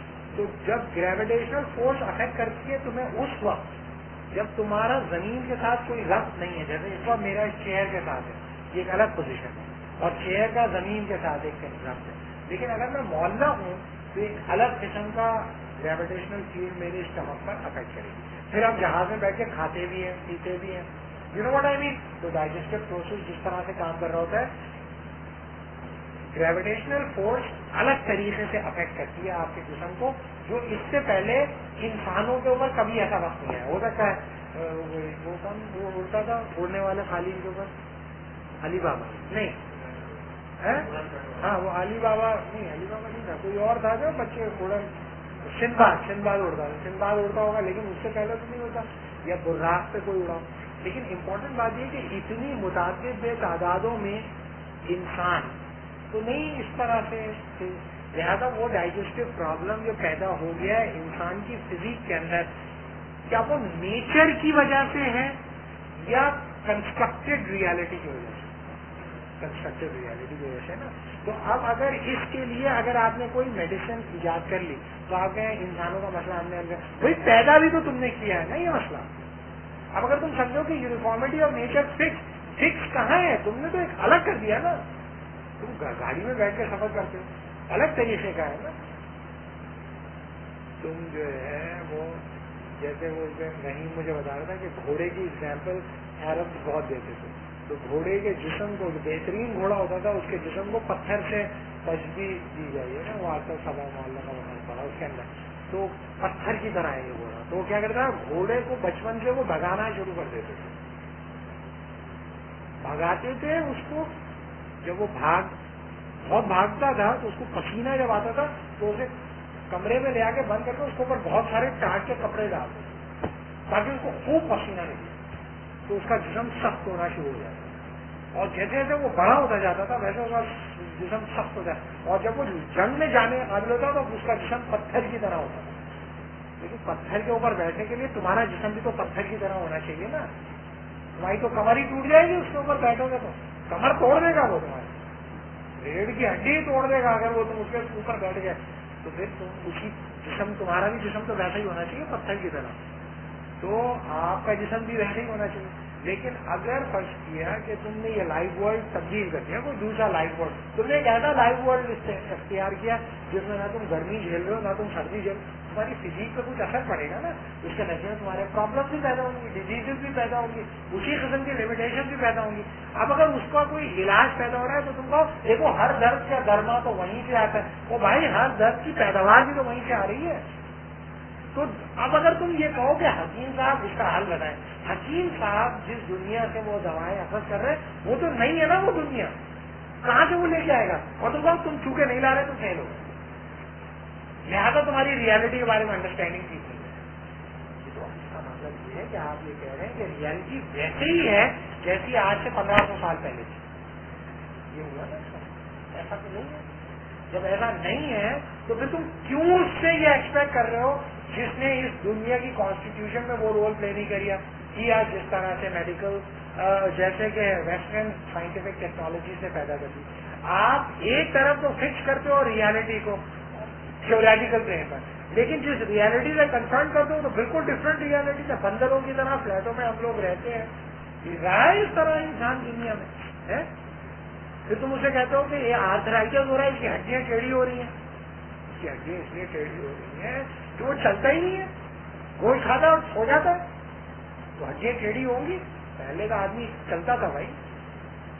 میرے ابا کی 87 ایئرز ایج ہے، ابھی تک گوشت کھاتے ہیں. ایک وقت میں 1.5 کلو گوشت کھا لیتے ہیں وہ ابھی تک. صحیح ہے نا، جب کھاتے ہیں لیکن کم کھاتے ہیں، لیکن پہلے تو بہت کھاتے تھے. لیکن چونکہ وہ مزدور آدمی تھے، لوہا چلاتے ہیں، کہتے ہیں بھائی میں लोहा चलाने वाला आदमी हूँ, मुझे गोश्त खाना जरूरी है, मैं तो गोश्त ही खाऊंगा। गोश्त ही खाते थे, नदियाँ चबाते थे और कहते थे अगर ये मैं नहीं खाऊंगा तो भाई मेरे तो हड्डियों का पूजा खत्म हो जाए। लेकिन मैं चलता भी वैसे ही, चलते थे, वो वॉक करते थे कितनी दूर, यानी कि सदर उतरते थे वो शिपयार्ड से, और सदर से पैदल आते थे घर, यानी कि हर 2 दिन बाद, यानी कि रोज नहीं, हर 2 दिन बाद सदर से पैदल आते थे, नॉर्थ आते वॉक करते थे। तो ये मैं तो बता रहा हूँ कि अगर आप ये कहें कि मैंने एक ऐसा लाइफ स्टाइल इख्तियार कर लिया है जो कि बिल्कुल डिफरेंट हो गया, क्या आप मैं कहूँ कि हड़र के मुरब्बे से मैं ठीक, हमारे दादा ठीक हो जाते थे, मैं भी ठीक हो जाऊँ, नहीं होगा ना ठीक। तो हड़र का मुरब्बा जिस इंसान के लिए था तुम तो वो नहीं रहे, तुम वो ही नहीं रहे तो फिर तुम कैसे, या तुम दूध वो पियोगे लस्सी और रोज तुम पियोगे वो मक्खन खाओगे, वो खाओगे और तुम कहो वैसे ही मैं रहूं, वो तो खाते हैं तो कुछ नहीं होता है? मेरे ससुर जो है वो देसी घी कहते हैं, उंगली में यूं लेते हैं उसको और देखते हैं तो वो पिघल जाए,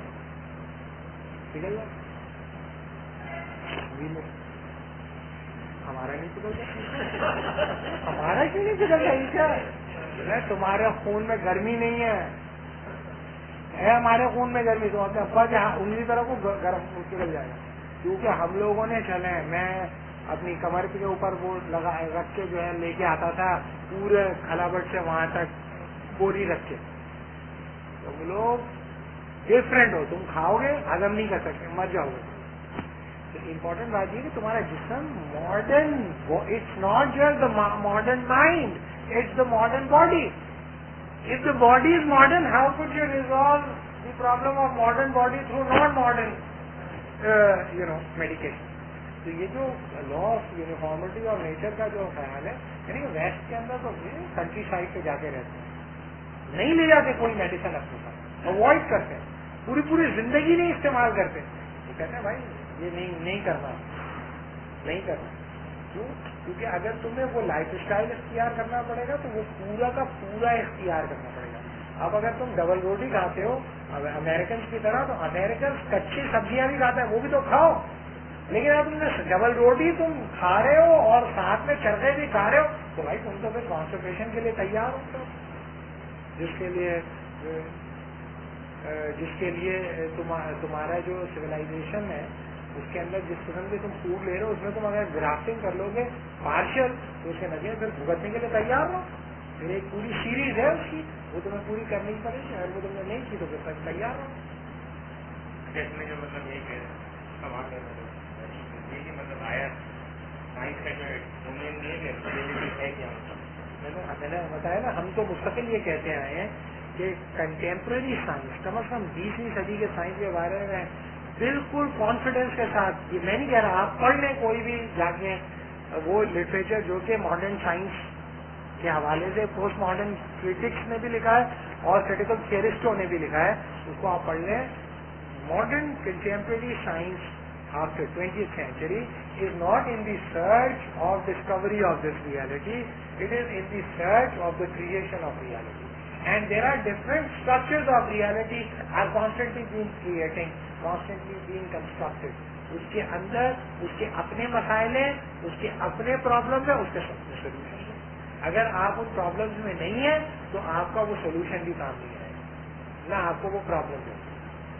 तो डिजाइन आर्गुमेंट एक ये आर्गुमेंट था कि भाई एग्जिस्टेंस ऑफ डिजाइनर जस्टिफाई करता है एग्जिस्टेंस ऑफ डिजाइंड ऑब्जेक्ट। ये एक डिजाइंड ऑब्जेक्ट है, ये प्रिज्यूम करता है कि इसको किसी ने डिजाइन किया होगा। अगर हम ये मान लेते हैं कि ये एक डिजाइंड ऑब्जेक्ट है तो हमें ये भी मानना पड़ेगा कि इसका डिजाइनर है। तो अगर हम इस कायनात के अंदर एक डिजाइन देखते हैं तो हमें ये मानना पड़ेगा कि इस कायनात का एक डिजाइन, चूंकि कायनात एक डिजाइन यूनिवर्स है, therefore there is a need of a divine designer, और that divine designer is God। तो कांट इस पे कहता है, पहली बात तो ये है कि it is very weak analogy. जैसे आप लोगों को पता है सेल्फ परपेचुएटेड मोशन मशीन होती है ना, जिसके अंदर आप मोल्ड कर देते हैं और वो रिप्रोड्यूस करता रहता है ठका बार बार। तो ये आपसे किसने प्रिज्यूम कर लिया कि डिजाइन ऑब्जेक्ट अगर होगा तो उसका एक ही डिजाइनर होगा, یہ آپ سے کس نے کہہ دیا؟ اسمبلی لائن پروڈکشن ہوتی ہے، آپ کو سب پتا ہے، یہ ایک آدمی نے تھوڑی ڈیزائن کیا. پوچھیں آپ کون ہے اس کا ڈیزائن؟ کوئی بھی نہیں ہے، بہت سارے لوگوں نے مل کے اس کو ڈیزائن کیا، بے شمار تھیوری بے شمار ٹیکنالوجی مل کر یہ کنسٹرکٹ ہوا ہے، ایک آدمی پورا یہ نہیں بنا پاتا. تو پہلی بات تو یہ ہے کہ ڈیزائن آبجیکٹ کی جو انالوجی ہے it's a very weak analogy.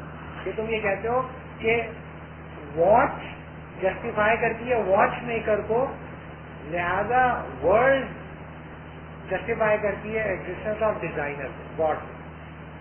دوسری بات یہ ہے کہ ڈیزائن آرگیومنٹ سے ڈیزائنر جسٹیفائی ہوتا ہے، کریٹر جسٹیفائی نہیں ہوتا.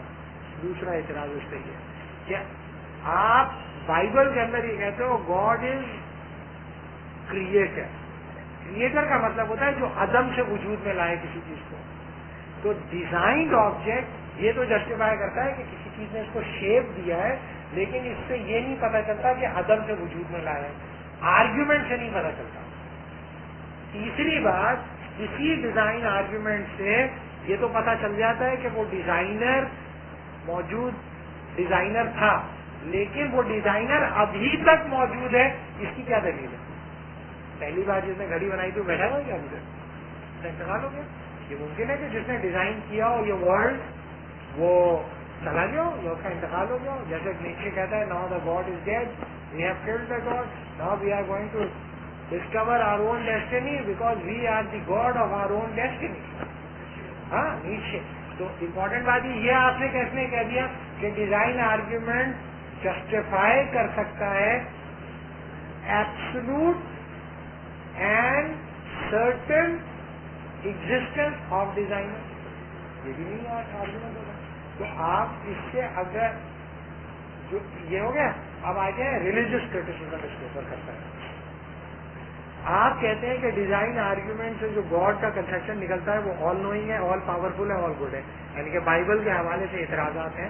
لیکن بائبل کے یہ اعتراضات جو ہیں مجھے ذرا پانی، اگر بائبل کے یہ اعتراضات جو ہیں قرآن یعنی کہ اللہ کی جو خصوصیات بیان کی ہیں اسلامک تھاٹ کے اندر، اس کے اندر یہ تین خصوصیات کو مسلمان بھی مانتے ہیں کہ خدا آل پاورفل ہے، آل گڈ ہے اور آل نالجبل ہے. یہ تین خصوصیات تو مسلمان بھی مانتے ہیں اور جیوز بھی مانتے ہیں.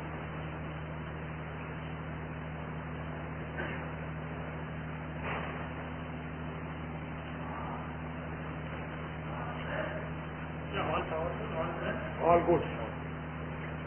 بائبل میں کہتا ہے، بائبل کہتا ہے اومنی پوٹنٹ، اومنیسینٹ، بینوولنٹ. اچھا، تو وہ کہتا ہے کہ بھائی اس سے یہ تو پتا چل جاتا ہے کہ کوئی ڈیزائنر ہے، لیکن اس سے یہ نہیں پتا چلتا کہ وہ آل پاورفل بھی ہے، آل گڈ بھی ہے اور آل نالجبل بھی ہے. کیوں؟ کیونکہ تم دیکھتے ہو کہ یہ دنیا کو تم کہتے ہو کہ وہ پرفیکٹ گاڈ ہے، تو this world is not a perfect world. Perfect world ہے، پین ہے، لوگ مر جاتے ہیں، زلزلے آتے ہیں، لوگ کچل کے مر جاتے ہیں، بچے مر جاتے ہیں، جل جاتے ہیں. So much pain and miseries are existing in this world, persisting in this world. تو اگر تم کہتے ہو کہ ڈیوائن ڈیزائنر ہے تو دنیا میں اتنے زیادہ ایولز کو دیکھ کے لگتا نہیں ہے کہ وہ ڈیوائن ڈیزائنر ہے. چوتھا کرٹیسزم، پانچواں اس سے زیادہ ڈیمیجنگ ہے. وہی کہتا ہے کہ اگر تم یہ کہتے ہو کہ یہ ڈیزائنر جو ہے وہ ڈیوائن ڈیزائنر ہے، تو اس کا مطلب یہ ہے کہ وہ آل نالجبل نہیں ہے، یا وہ آل پاورفل نہیں ہے، یا وہ آل گڈ نہیں ہے. تینوں میں سے کچھ ایک نہیں ہے. کیوں؟ اس لیے کہ اگر تم یہ کہتے ہو کہ اس دنیا کو ڈیزائن کیا گاڈ نے، تو گاڈ نے اگر اس دنیا کو ڈیزائن کیا ہے تو اس کا مطلب یہ ہے کہ اس دنیا میں پین اور ایول کہاں سے آیا؟ If this world has been designed by the God, that means that the misery and pain has also been designed by the God. تو اگر تم کہتے ہو کہ pain and misery has been designed by the God, that means from where this pain and misery and evilness has been derived, this pain, misery and evilness has been derived from God. اگر وہ خدا سے ہی نکلی ہے تو وہ perfect God نہیں ہے. کیوں؟ کیونکہ وہ پرفیکٹ گڈنس نہیں ہے نا. گڈنس کے اندر ایول کیسے نکل سکتا ہے؟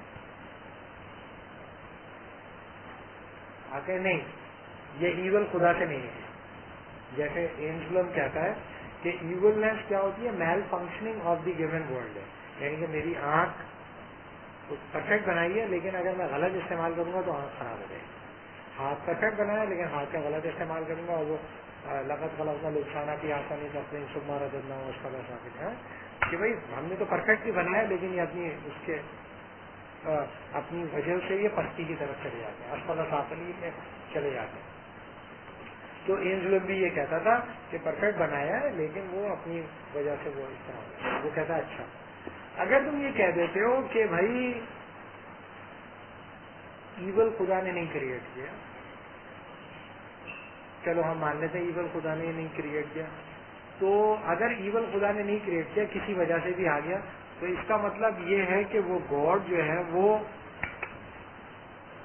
یا تو گڈ نہیں ہے یا پھر وہ پاورفل نہیں ہے یا وہ نالجبل نہیں ہے. کیوں؟ اگر وہ میزریز اور پین اور سفرنگس کو دیکھتا ہے لیکن اسے ختم نہیں کرتا تو پھر وہ کیسا ہے جو اچھائی کو اچھا گاڈ ہے لیکن وہ ایولنس کو ٹالریٹ کرتا ہے؟ ایسا کیسا ہو سکتا ہے؟ اس کا مطلب یہ ہے کہ نہیں، آپ کہتے ہیں نہیں God is all good but he is not powerful enough. کہ اچھا تو ہے لیکن اس کے پاس قوت ہی نہیں ہے کہ وہ اس کو ختم کر سکے. انسانوں سے وہ ڈپینڈ کرتا ہے کہ انسان اس کو ختم کرے. اور تیسری، اگر آپ کہتے ہیں نہیں وہ خدا اچھا بھی ہے اور اس کے پاس طاقت بھی ہے تو تیسرا مطلب یہ ہے کہ خدا کے پاس نالج ہی نہیں ہے کہ دنیا میں کیا ہو رہا ہے. تو امپورٹنٹ بات یہ ہے کہ جب آپ اس قسم کے چکروں میں پڑھتے ہیں تو یعنی کہ کانٹ کو اگر آپ پڑھیں کریٹک آف پیور، اس نے ریشنل تھیولوجی کے اندر سارے آرگیومنٹ کو لے کے بالکل اسمیش کر دیا، کچل کر دیا. تو وہ کہتا ہے آخر میں کہ these are not the rejection of the existence of God, these are the refutation of the argument for the existence of God. وہ کہتا ہے کہ میں ایگزسٹنس آف گاڈ کو ڈینائی نہیں کر رہا، میں ریفیوٹ کر رہا ہوں argument for the existence of God. میں گاڈ کو بلیو کرتا ہوں. پہلے بھی کہ فگر کو اٹھایا تھا، انہوں نے کہا 99 آرگیومنٹ 99 آرگومنٹ اور تقریباً اسی ہی کے برابر جو ہے ریپوٹیشن ضرورت ہے اعتقاد. بلکہ اپنے شاگرد میں امام احمد حنبل نے یا امام شافعی نے سنتے رہے اور شاگرد آرگیومنٹ دیتا رہا، اس کے بعد انہوں نے پھینک کے لوٹا پھینک کے مارا اس کو اور کہا کہ بدبخت تو یہ کیوں نہیں کہتا کہ میں خدا پہ ایمان رکھتا ہوں. شیطان کے ساتھ آرگیومنٹ ایک کو شیطان بنا دیا اور بی کو پھر ان دونوں کے درمیان آرگیومنٹیشن ہے. مطلب جو ریلیجیس اسکالر ہیں جیسے برکلے ہے وہ بھی آرگیومنٹ کرتا ہے، سوکریٹیز بھی آرگیومنٹ کی فارم میں لکھتا ہے. تو مسلمانوں میں بھی شروع میں یہ ڈسپلن تھا کہ وہ آرگیومنٹ کی فارم میں ڈیولپ کرتے تھے کہ اب اس کا کیا جواب ہے، اس کا کیا جواب ہے، اب اس کا کیا جواب ہے. ٹھیک ہے.